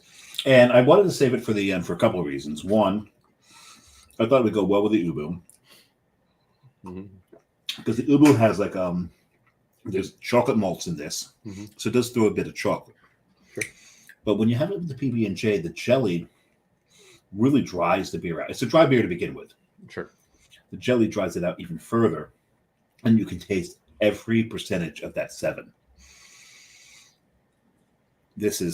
It drinks really quite strong for this. All right. Pizza Man CJM on YouTube said, "Hey, beer boys." He goes, "Any love for Somerville?" Yeah, we just gave them love. We're giving Somerville love. We were It's talking to like Mackenzie about it. It's like Somerville night on the show. Exactly. I like this. I love this. He says, "What are we drinking?" We've drank a bunch so far, and Samurai's drinking an Ubu Ale from Lake Placid. I'm drinking an Autodidact from up in Morris Plains. Their Tamabe Pivo, their dark Czech lager. Yeah, Mackenzie. John went all. I went all Jersey today. Oh, Mackenzie just segued us. Mackenzie segued. Mackenzie, without even knowing it, you segued us. Beer Samurai, what kind of peanut butter is best? Well, it's funny you should say that. Hold that thought 1 second. Pizza Man CJM.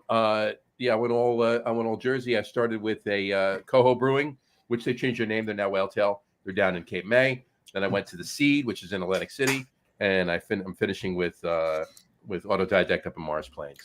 I started with Notch Salem Lager. They're out of Salem, of course. Thanks, Pizza Man. Appreciate you. And then I went to a macadamia nut brown from Lough Gill, which is in Sligo, Ireland. And then, as John mentioned, I'm drinking an Ubu ale right now from Lake Placid. I'm pairing it with a peanut butter and jelly. For a reason. And for a reason, because it's National Peanut Butter and Jelly Day. However, so we decided because it's National Peanut Butter and Jelly Day, we would theme our top 3s around Peanut Butter and Jelly Day. Our top 3 list tonight is top 3 favorite PB&J components. We're doing something different tonight. Yep. Where the 1, 2, and 3 is actually a category for each. Now, I do this every now and then on my own. Well, categorize my 1, 2, 3, but this time it's preset a 1, 2, 3. So hold that thought 1 second.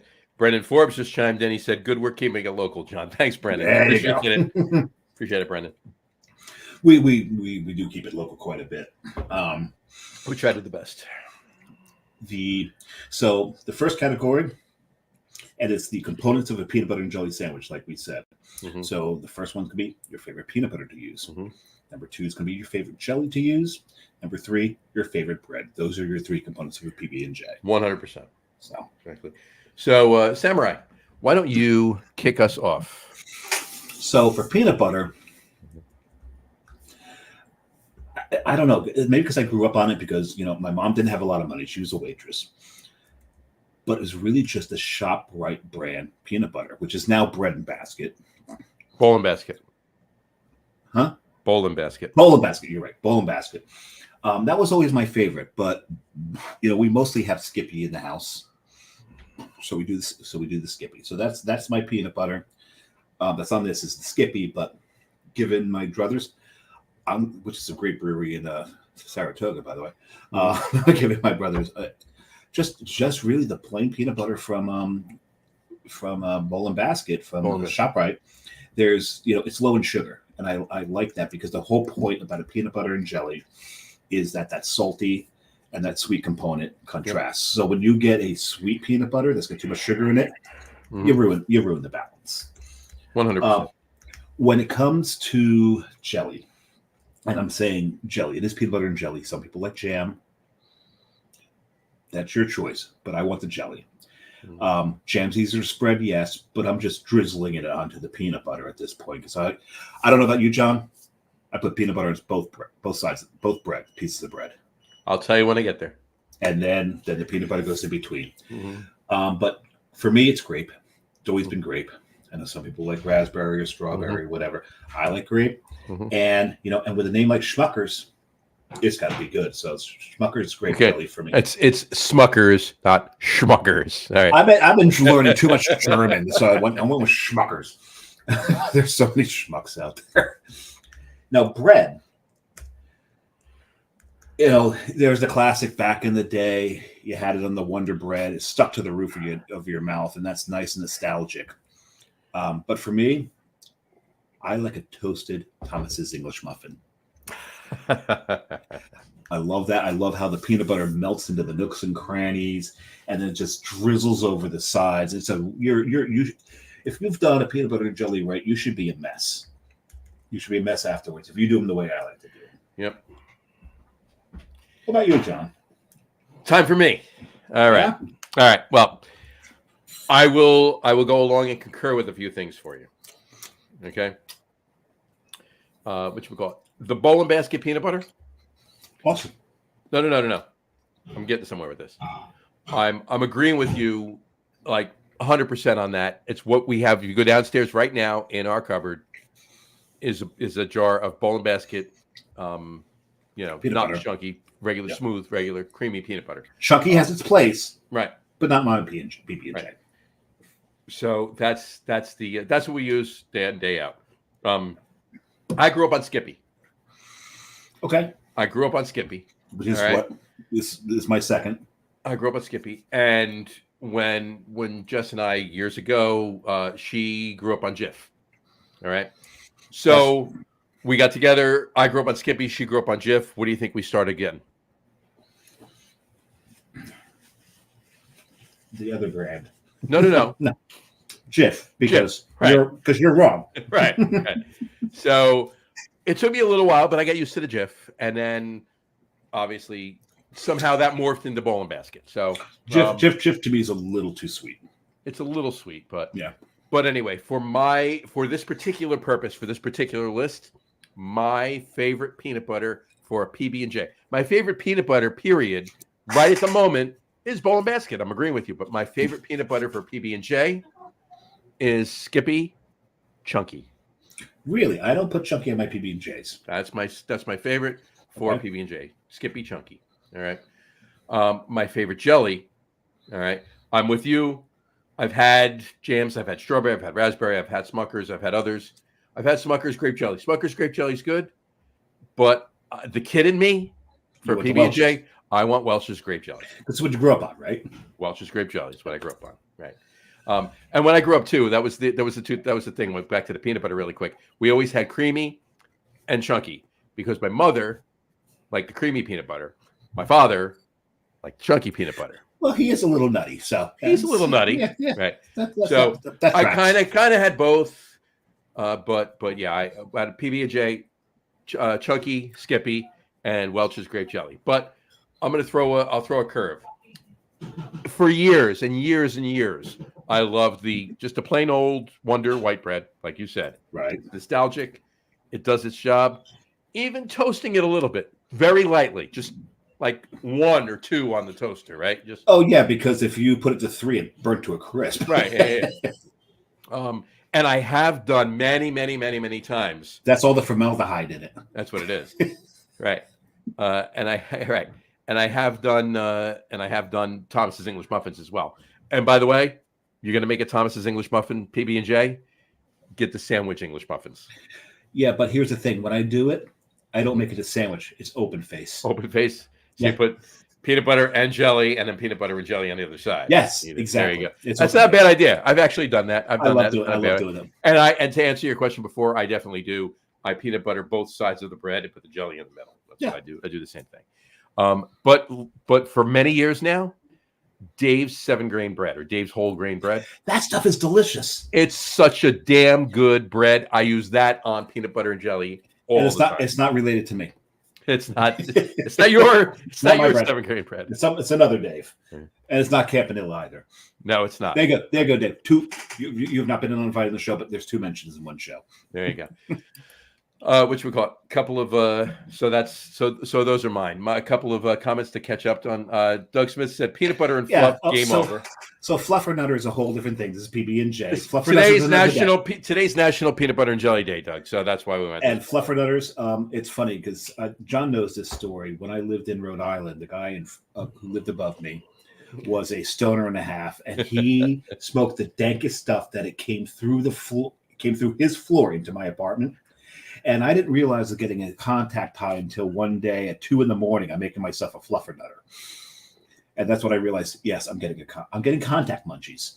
So, and fluffernutters are really good to satisfy a contact munchie. Fluffernutters when when you have the munchies like that, or a non-contact munchie. Even a non-contact munchies, but especially the contact munchies. All right, fluffernutters, and I'm just little secret, okay, for contact high, of course, a contact high munchie. Of course, right? yes, that's not because you were smoking it. Right. Yeah. Oh, this is all just a contact high. Because you walk through Union Square. Right. In New York City. Exactly. Peanut butter and fluff with Cool Ranch Doritos on the bread with the peanut butter and fluff.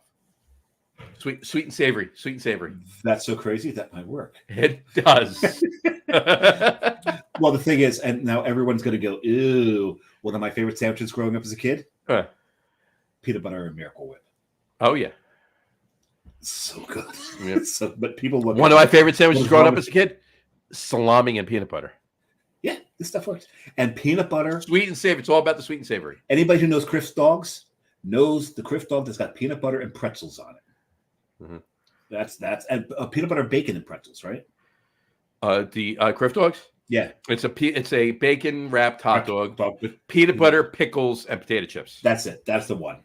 It's called a Lil Ma. It's called the Little Ma is a slice of heaven. Absolutely. That sounds like it's awful, but you don't ever knock it until you try it. You get two of those, and you get one of the BLTs, 3 dogs, some tots, split tots with somebody because you eat 3 dogs, you don't need a whole order of tots. It's a huge order of tots too. And you're golden for the golden hour at 2 a.m. We really got to catch up on the comments here. I know. Let me do these too. So Pizza Man said, "Do you boys ever mix the beers together at the end?" I can't say. I will. It depends on the beer. Yeah, I'll say that. Mackenzie said. But before you move on to Mackenzie here, though, Pizza Man, do you work at a pizzeria? Do you own a pizzeria? You mentioned Somerville. Let us know or you just like pizza. Let us know. If you got a pizzeria, Dave and I are coming by there. We'll bring some beer, and we'll be there. And Mackenzie can meet up there too. There we go. Mackenzie's. There you go. And Mackenzie, ShopRite peanut butter guy, real Jersey guys up in here. Absolutely. Yeah, absolutely. There you go. And I'm a cashew butter guy personally. I gotta agree with him here. I've made my own cashew butter, and I love cashew butter. I love peanuts. I love cashews. Absolutely love cashews. I buy peanuts more often than cashews for obvious reasons. Yeah, they're cheaper. And you're a cheap ass bastard sometimes. I want to spend money on beer. I don't want to spend money on nuts. Okay, that's a different part of town. Exactly. It's 2 different locations, 2 different drives. Right. There you go. Love cashew butter, right with you. Love cashew butter too. This I've never done. Because you ever put a scoop of peanut butter in your beer? Actually, never have. We've had plenty of peanut butter beers. Yeah, beers with Mass butter. Landings, Gunner's Daughter is like Gunner's Daughter is amazing. Yeah. There's so many out there. The one thing I will do occasionally is I've drank enough beer and whiskey together, it will give me the hiccups. And a surefire way to get rid of the hiccups is a big old tablespoon of peanut butter. Oh yeah, hiccups gone. It is the only 100%. That holding your breath thing only works if it's for about like 10 minutes, right? Mm-hmm. Yeah, right. Because if you only hold it for 2 minutes, that's not gonna do anything. No, it's got to be. You got to do it for at least 5 minutes. At least 5 minutes. But 10 minutes is better. Hiccups are definitely gone. Oh yeah, they're gone. Yeah. 100%. And quick aside, I love Gunner's Daughter. I love Mass Landing beers. What's my favorite thing to get at Mass Landing up in the BLT. The BLT. 100%. There you go. I've heard this many times. Well, you got it. Am I wrong? It's a damn good BLT. All right. That is some thick cut bacon. That is THIQ thick. Pizza Man said, Mackenzie, you're nuts. Just kidding. That sounds pretty good, actually, about the we got to give that a shot. There you go. And then Dave's Killer Bread. Let's go. Absolutely. Dave's Killer Bread's amazing. Just amazing stuff. Mackenzie, love the munchies, peanut butter time, 100%. I'm telling you, peanut butter and fluff with Cool Ranch Doritos on it. Now you can do the easy way. You can make peanut butter and fluff and take a bite and eat Cool Ranch Doritos while you're doing it. Put them right on the sandwich and eat it. Don't puss out. Put it right on the sandwich. Yeah. Right. Pizza Man, Who got the munchies right now? I'm starving right now. I just housed that friggin' peanut butter and jelly. Yeah, you go. And that was on one of the Arnold breads. I think it was Arnold, not Arnold. Arnold. It's Arnold, Arnold. not Brad. I'll be back. There you go. Brendan Forbes said, crunchy or creamy with salami? Creamy. Good question. Yeah. Creamy Skippy with the salami. And it's got to be Genoa salami too, not hard. Hard salami's got a lot more garlic in it. It's a lot more like pungent, which I love. I love both salamis, but it's going to clash. It's going to clash. So you got to use good. And I know it sucks, right? You use expensive Genoa salami, but yes, softer Genoa salami with generic peanut butter, with creamy Skippy. It's got to be Skippy. Okay, Skippy. Got to be Skippy. Okay, Skippy creamy with Hormel Deluso Genoa. I'll tell you right now. Boom, there you go. That's your sandwich. So good, it's stupid. I have to try it. Try it. All right. And here's another, because we're giving all this love to peanut butter.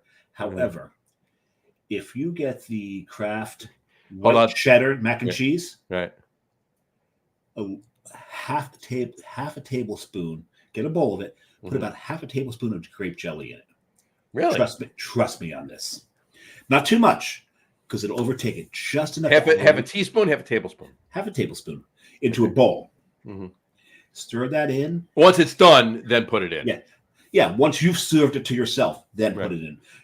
You don't want to ruin it for everyone else who may not have that same adventurous quality you do. Gotcha. But it actually you got that sweet, you got that the cheese and the sweet together. It's fruit and cheese. It's fruit and cheese. Yeah, you're right. Really? You're right. It works. Just some pasta. Brendan Forbes just said, "Thank you, Sensei. You're welcome." You're welcome. There you go. There you go. Mackenzie said, "I think Jersey Johnny has the munchies 100%." He's actually starving right now. I'm starving. So here's the thing. I eat dinner before the show. John waits till after the show for some reason. Exactly. I don't. He eats dinner and a snack and drinks 3 beers. I drink 3 beers and then have a snack and dinner. Yeah. So we both did have a chocolate egg before the show. We did. And Pizza Man just said, "No, he's just a Jersey guy who loves pizza." Respect. It doesn't matter. Pick a pizzeria. We'll meet you up there and go anyway. What's your favorite Jersey pizza? Yeah, what's your favorite Jersey pizza? Where you're in Somerville or whatever. Even if it's not in Somerville, wherever you are, what's your favorite Jersey pizza? Brandon too. Anybody, write it in. Now, John's is yours up here or is yours down there? My favorite Jersey pizza right now. Mm-hmm. Well, here's the thing. My favorite Jersey pizza right now, or my favorite Jersey pizza overall? My favorite Jersey pizza right now, obviously, is down in Monmouth County. Obviously, but overall, all the pizzas. My favorite Jersey pizza right now is Federici's. It's down here. I'm in Monmouth County. It's phenomenal pizza. Federici's is amazing, and the thing is, you can take it and just walk out the back door, make a left in the brewery, hit the road, make a left, and we walk on the pizzeria, the back door of the pizzeria. Got a breweries in the mind. Go in the parking lot, go to the right side, get to the road there, make a left, and what brewery's right there? Artis. That would be Artis Brewing. And here's the thing: you're talking about the one in Freehold. Yes. I happen to be fortunate enough that I actually live 5 blocks away from the other location. The one in Belmar. Yes. Now, for me, and it's funny because I took it for granted the whole time I lived there, but I lived in Morris Plains. And 4 blocks away from me in Morris Plains was Lovey's. And Lovey's does not get enough love. Their pizza is absolutely amazing. I think they make the best grandma pie in Jersey. No one comes close to them for the grandma pie. But I just absolutely love Lovey's. Love Lovey's. You love Lovey's. I love Lovey's. And it would be hard for you to hate Lovey's because it's right there in the name. It's in the name. Right. But when I lived there, I get it all the time. It's like, this is great pizza, but I didn't put it as like the top pizza in New Jersey at the time because it was right there. How could it be? It's too easy for me to get. How could it be the best? Right. And then I moved away to Rhode Island where pizza fucking sucks. Sorry, Rhode Island, but your pizza sucks. People in Rhode Island tell you the same thing. Though, so. Yeah, and people in Rhode Island that have been other places tell you. There are a few places though they will defend to the death, and I get it. I understand some of these places, but Twins, they will defend Twins to the death. But I came back to Jersey, and I was out in Morris Plains, stopped and got some Lovey's, and I was like, God, I miss this pizza. I seriously miss this pizza. So This, the Pizza man. He's like, hard to say, but I like Michael's Pizzeria in Avon. Hey, I've never had it. I live. It's very good. It's very good, and I live not even a mile away from it. So yeah, it's fantastic. It's really good. I like Federici's. It's a little different pizza, but I like better. And Vic's in Bradley Beach. It's a different crust. It's a different crust. It's a different crust, right? And if you're talking pizza down here, you can't go without saying Pete and Elda's too. Pete and Elda's. Now Pete and Elda's. Pete and Elda's is if you were able to put pizza on a cracker. A matzah, actually. A matzah, right? It's the crust is matzah. Right. But Pete and Elda's is just an establishment down there. But you know where I live, we've got a Sal's Pizza. Mm-hmm. They're really good. We got Perfect Pizza. Are they perfect? No, but they're close. They've got really good pizza. Mm-hmm. Pizza man, Vic's is classic. Pete's for that paper crust. Absolutely, 100%. Pizza man, you know what you're talking about. You're right with us, and I love it. I'm like right in the epicenter of all of that, and I love at Vic's too. I get a pie. And I get the pasta puzzle. Now here's the thing. You got it. Thanks, Pete. And John has heard me really pipe off about this. Is one way to get me pissed off is tell me, oh, you need to go to this pizzeria. Dave Portnoy gives it a high mark. And that is going to absolutely get me pissed off. Fuck Dave Portnoy. He's from fucking Boston. What the fuck are people from New Jersey doing listening to some jackass, misogynist bastard from Boston about their fucking pizza? No, we know pizza. What does some asshole from Boston know about pizza? Stop listening to Portnoy. Stop going to these places that here's what I got to say about that. Okay. Don't listen to anybody. Exactly. Try the pizza and make your own mind. Eat what you want. Eat what you want. Stop. I don't care if it's Dave Portnoy. I don't care if it's anybody on the. I don't care who it is. Stop being a sheep. Try the pizza. If you like it, eat it. Yeah. Pizza man just said, "Samurai's going off." That is the way they get me to go off. I will say one thing though, from nostalgia for me, I grew up in North Jersey. I grew up in Bergen County. I grew up in North Arlington, which is like we always called it the bowels of Bergen County, like the balls of Bergen County. We're like you're hanging off the bottom. Right, we're in the southwest corner, bottom corner of Bergen County. So across the river, one way from us is Essex County. South of us is Kearney, and that's Hudson County. And the biggest thing in that town is the cemetery. Yeah, two-thirds. Well, I can't say 2/3. 1/3, at least a little bit more than 1/3 of the town. 2/5 of the town is a cemetery. So, huge cemetery. Anyway, but grew up in North Arlington. The pizza we ate. Now we ate Italian Villa, which is no longer there in North Arlington. We ate JoJo's, which is still there, but different owners. The owners we grew up on in Lyndhurst. Great pizza. There's so much good pizza up in North Jersey.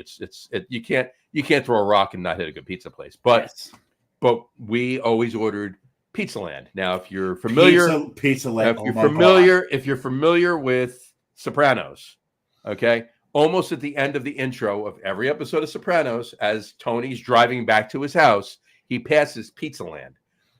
I grew up 10 blocks from Pizza Land. Okay. And the pizza at Pizza Land. Oh my God.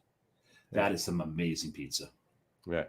And then God rest his soul, Freddie. His son runs it now, but Freddie, we called it a Freddie pie. You want to get a Freddie pie? Let's get it. We call it Pizza Land. Want to get a Freddie pie? Let's get a Freddie pie. Right? You could call up. It didn't matter when you called up. If you called up at 2 p.m. and he had no orders, hey, Freddie, I need 3 pies. 10 to 15 a minute. 10 to 15 minutes. 10 to 15 a minute. If you called up on a Saturday night and he had 75,000 orders, 10 to 15 a minute. That's some good pizza, though, man. Right. That is some really good pizza. There you go. And I'm going to throw Doug's comment up there. He's got a problem with you, Dave. Here we go. Of course he does. All right. Doug Smith, Rhode Island pizza does not suck like 2,000 pizza places in Rhode Island, Dave. Though I will concede New Jersey does have amazing pizza. It's not the pizzeria, Doug. It's not the ingredients. It's the water. No, it's also the ingredients. No, it's sometimes no. Because I've had some pizza in Rhode Island. I will say this. I've had some pizza in Rhode Island just recently too in January that was not bad. The coal wasn't New Jersey, but it was not bad. The coal-fired pizza in Rhode Island is really, really good. I will give them that. But the one thing is, Mm-hmm. the pizzerias in Rhode Island have never heard of oregano, Right. and their mozzarella is not. There's no salt in it. It's nearly flavorless. And maybe this is just the pizzerias I went to, because of course I didn't hit every friggin' pizzeria in Rhode Island. How could you? I definitely did not hit 2,000, Doug. But there was a few. There's one that I like their white pie. I really, really like their white pie. I can't remember the name of the pizzeria right now. That breakfast place that you went to, John, that you really like. Amy's. Yeah, it's right next to Amy. I think it's next door to Amy's. Right. Really enjoyed that one. That's on Wickenden. Wickenden. Yeah, it's Wickenden, and it's the Wickenden. The pie is called the Wickenden, Right. and that's a really good pie. But I don't know. We're just spoiled growing up where we grew up. Well, that's what it is, right? Right, because New Jersey, New York City, is the pizza capital of the world. I wasn't too far away from John's. John's. Well, that's yeah, another thing. Bleecker. John's on Bleecker. That's a whole other world right there. Joe's. If you go down Bleecker and you cross over 6th, right before you get to where you're like coming into the one block where you're walking up to Carmine Street, comes across. Yep. All right, when Carmine Street, like if you're on Bleecker, you're going west, across over 6th, you're going towards 7th. Carmine Street makes a left. To your right, you've lost everybody already. Just towards the right, there's a short block. Joe's Pizza. Joe's is pretty damn good too. Yeah, but John's is amazing. John's the shit. That's some great stuff. Chris Taylor just commented in off of YouTube. What's up, Jersey boys? Hey, Chris, how's it going, Chris? I'm out of beer.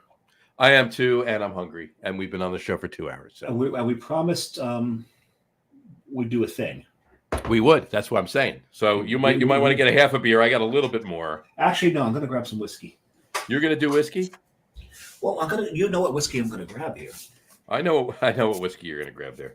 Because I had it, but I had to grab the glass. So I'm going to drink some of this Black Fly maple whiskey here.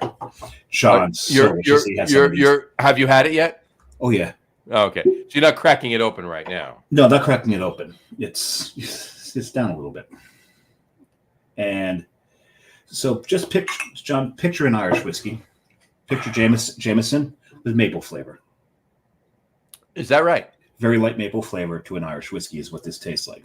So it's an Irish whiskey with a light maple flavor. Okay, fair enough. And it's not maple syrup, maple wood. Okay. This is I like this. I like that a lot.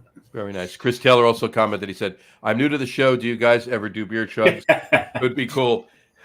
You know what? We wouldn't make it through the show. We wouldn't make it through the show.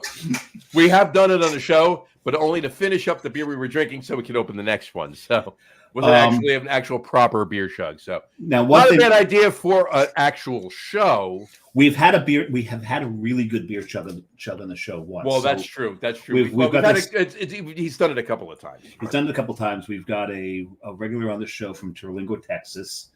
Alec Hong.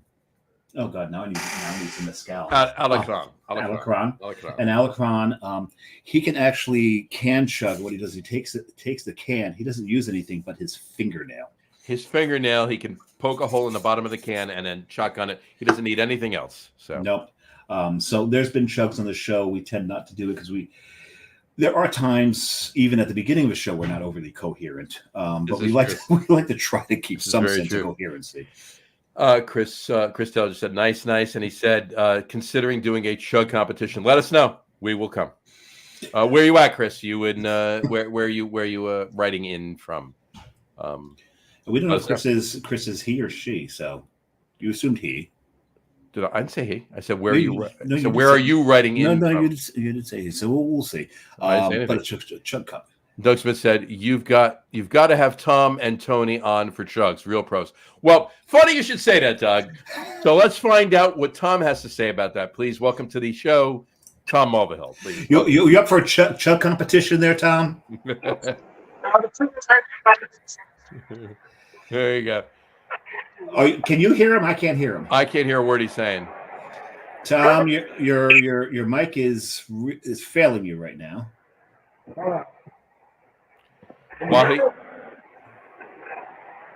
Yeah, you're all muddled, and not in a good way, like like you're doing a mojito. like fruit in the bottom of an old fashioned. You're Yeah, not there you muddled. go. Okay, can you hear me now? That's A little better. better. That's better. A little That's better. It's better. definitely better. Hang on, let me adjust. All right. We better There now? we go. That's Now much you got better. it. You There got you it. go. You got it. Hold that thought, everybody. Chris Toad said he's in Flemington, New Jersey. I'll do a chug with you guys sometime. Let us know. Maybe we'll meet. Maybe we'll meet you over at Conclave. Conclave, And, yeah. It's like if I'm going to Flemington, we'll go over and see Tim over at Conclave, and we'll meet over there and do a chug and have a couple other beers too. Let us know. Yeah. And Doug Smith just commented, "Tom, chug one, buddy." He said so. Thanks, Doug. I thought you were seriously, but I'm going to do something anyway for you. So we've got Tom on the show today because the Locker Room Guys is now not just a podcast. We are a network. It's a podcast network. It's podcast network. Tom is already on the network with a At the Pub. So Tom does a podcast called At the Pub. Right. Yes, he does. Did you do one earlier today, or are you doing one tomorrow? Tomorrow, I've got a nationally touring blues musician with me tomorrow. Scott Ellison in Tulsa, Oklahoma. So he's doing an episode with me tomorrow because he's actually in Springfield on Friday. So what Tom does on At the Pub is so cool because the Locker Room Guys is about the beer industry. Mm-hmm. So all of our guests are beer related. Tom's is At the Pub, and it's based around the fact that when you go to the pub, you can run into anybody. Yep. You can sit and talk and make a best friend for half an hour at the pub. And I've been a guest on At the Pub, and we've talked music. We didn't even talk beer or booze or anything. We talked music. And Tom, who was the first guest at the pub? The Samurai. We did talk beer, but the thing about it's great about At the Pub, it could be wine, it could be beer, it could be spirits, it could be anything. The guest can be a musician. We've done a port show. We did a port show on At the Pub. Mm-hmm. He's had comedians on the show. Mm-hmm. Former top heavyweight contender on the show once. That got really muddy there. What did you say? I didn't. Your mic screwing up again. You're leaving again. Former heavyweight contender on the show. Yeah. Oh, a boxer. Oh, yes. Okay, cool. Yeah, a boxer on the show. I remember that show. So and of course, the sports podcast tomorrow night is part of the Log Room Podcast Network as well. So. Yes, so that's called Get On. That's called Get On with It. Get on with it, right? But we just recently introduced a fourth show to the network, and this one includes the three. I don't want to say gentlemen because that's stretching it. Three of us. The three individuals you see on the screen right now. Hey, I was that one, Mark. There you go. And it's really based around pairing because we all like our beer, we all like our spirits, and Tom came up with the idea of how about we do a show where we're pairing beers with spirits. And that has come. We've only done one episode so far, and it's called "And a Chaser." And a Chaser. Yep. Mm-hmm. And our next show will be this coming Wednesday, not tomorrow. A week from tomorrow will be our next show, and we're this is just experimental. We're kind of like feeling this out where it's going to go. We're not, we may have guests on the show. May just be the three of us. We're not sure yet how this is going to go. So if anybody has any ideas, the concept behind it is we have one beer and one spirit. Now the spirit can be neat, it can be on the rocks, it can be straight, it can be a cocktail. It doesn't matter. There you go. Show us that beer there. What do you got there, John? Coffee stout with an American malt whiskey. There you go. Kansas City. It's a Kansas City product, and I've got a Kansas City whiskey. Now, question for you, Tom. What whiskey would you pair with a peanut butter and jelly? I would throw the peanut butter and jelly sandwich away. Silly dog. I'm not a peanut butter fan. I gotta admit, I'm not a big PB&J guy. Really? I don't like it at all. You might be the first person I've ever met that's not a PB&J guy, except for those people that got peanut allergies. Right, of course. What is that's a cigar? Ow! What's going on there? Oh, cigar rolling. And now we've got what? Oh, there we go. There's your sitting room again. There's your sitting room again. There you go. Oh, damn. Anyways. And Doug just said, "Okay, Tom's on. I'm breaking into the whiskey." He said, "Okay." I've got my shot of whiskey. I've got. So, Tom, I don't know if you saw what I was drinking. Chris Hill said, "Love it. Sounds good." Yes. Let's do the chug over it. You depth charge that one. Tom is doing a depth charge here. He just dropped the whiskey into the coffee stout, and he just chugged that one down. So those of you who want to see a chug on the show, Tom thank you for obliging. Thank you for obliging. I'm here for you guys. Did your phone just beep, Dave? I heard something click there. Was it? Oh, yeah. Because the thing is, I've got it on like vibrate on, and you know how sensitive my damn mic is. Well, I heard that. I heard the table. Like that's what I'm saying. So. Yep. Anyway, so anyway, next Wednesday, and we promise when we do Anna Chaser, Tom's audio is a lot better. He's having some difficulties. So Tom's audio is usually spot on. But you know what? Is your wife away tonight? Because his wife is his tech support. Yeah. So with issue is I kind of did this spontaneously without She usually double checks and triple checks everything to make sure everything's working properly for him. You could say she's his producer, right? You could say that. So. Yeah. She makes sure he's wearing pants. Well, as long as he doesn't stand up, that's not necessary. I mean, it's true, Dave. I mean, come on. I'm not wearing pants. Honestly, normally I don't wear pants on the show. Yeah, that's usual. I wear shorts. I wear shorts. I've got shorts on today too. Today, right now, I actually have pants on. I actually have jeans on. And I'm wearing shorts. And you're wearing shorts. Go figure. Right, so. I'm wearing jammies. You're wearing jammies? Jammies. Nice. Sometimes Dave wears jammies on the show. So sometimes. And occasionally I wear jammies. Occasionally you do so. Anyway, all right. So bottom line, and a chaser every other Wednesday for all intents and purposes. Usually, it's usually right. We've done unless Tom gets called into work. Unless Tom gets called into work, right? Which we go. So at AB's because the sports podcast is every other Wednesday on the opposite week. So yeah, and that's how we do that.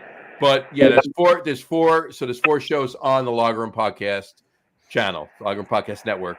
It's the Logger Room guys. It's Get On With It Sports Podcast. It's At the Pub and now and the Chaser. So you can find all of them on Spreaker, and you can find all of them obviously on their own.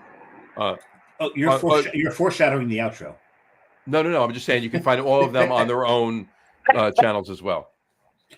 And Doug Smith just said, "Have not done Boilermaker since I was in my 20s." See, now, so Doug's one of the few people who's old enough to understand what a Boilermaker is, which is not what Tom just did. Tom did what's called a depth charge, whereas you drop the shot into the beer. A Boilermaker is you've got the whiskey on the side, you've got a shot, you take the shot and you drink the beer, you chase it with the beer. So that's where the term "and a chaser" really kind of comes from. And yeah, exactly. But I mean, there have been of late, and there have been people that actually will make a Boilermaker by taking that shot. And like you said, a depth charge. To some people, a Boilermaker is a depth charge, or a depth charge is a Boilermaker. To me, they're two separate things. No. It's your own preference, right? You can do both. I've done it. I've a couple of times I've done a depth charge, but for the most part, for me, a Boilermaker, I'm taking my beer, I'm taking my shot. It's a chaser, right? But yeah, no, that's the thing. People do a depth charge and call it a Boilermaker. That is the thing. Well, so. John, you know that Carrie and I are really into the Irish car bomb. I don't want to know. The Irish car bomb. So those are that's a depth charge. That's a depth charge. It's just complicated depth charge. Exactly. Car bombs. Yes, exactly. There you go. Right there. So, anyway. Say it again, Tom. It's a complicated people. Yeah, it's a bit complicated. All right. Well, thanks, Tom, for jumping on at the end of the show. We really appreciate it. It sounds like what's funny is too, you got that background, right? Yep. And it sounds like there's a lot of rain and thunder behind you. And I know it's just the mic, but it works with your background. Actually, what I'm hearing is I'm hearing cars going through the puddle outside his house. That's true, too. That's what it sounds like to me. Is what's going on here. There's so much rain. You know what it does? It almost sounds like there's an audio element to your background, and that's what's muting your mic. Oh, God. It's very possible. Yeah. It's very possible. So anybody listening, we apologize for that. Tom apologizes for that, but we promise you, any of his At the Pub shows, any of our at the Chaser shows, this is not the case. Any of the one that we've done. Any of the one that we've done, or the many we'll do going forward. So. Yes, there'll be many coming up. And Doug Smith just said, I love those backgrounds Tom puts up. Awesome, Tom. Yeah, absolutely. 100%. So, by the way, this is a background. This isn't my office. This is a background. Yeah, I'm actually outside on my deck right now. It's like, no. Okay. Anyway, all right. I need a cooler background. I do too. All right. Well, I thought he shut it off. There you go. Yeah. Anyway, all right. Tom, thanks for coming on. Remember, Tom's got an episode of At the Pub tomorrow night. So watch that. Tom, tell them where you can watch it. YouTube, Facebook, whatever any service you got, you'll find it. Where on Facebook is it? If they can go to YouTube and search for At the Pub, where can they find it on Facebook? On my page or on the Whiskey Whisperer, the Beer Whisperer page. Okay, fair enough. So find it on the Beer Whisperer page, on the Whiskey Whisperer page. And you have an at the pub page, right? At the Pub. You find it in all those places. Platform formerly known as Twitter. And you put it up on Beer Drinkers United, or? Yeah, I usually do put it there and on this craft beer reviews. Nice. Does it go up on Ozarks as well? Ozarks Whiskey and Booze, Drinking Whiskey.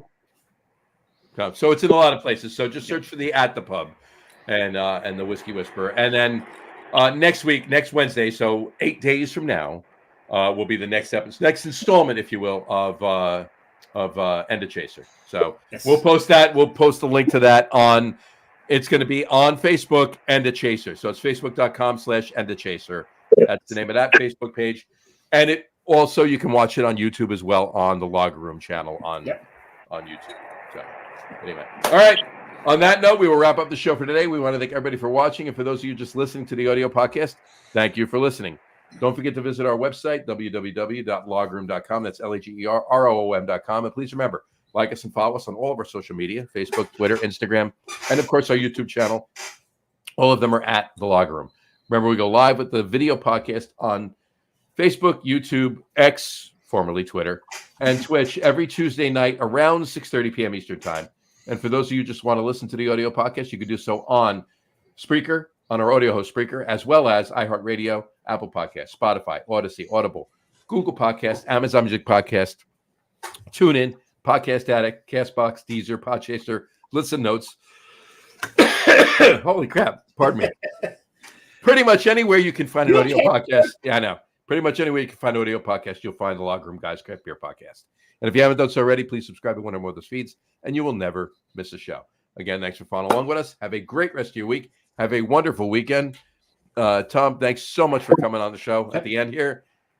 We appreciate you. Thanks. Always. Stick around for a second. We'll talk to you afterwards. If we can hear you. If we can hear you, and we'll talk to you afterwards. Exactly. Exactly.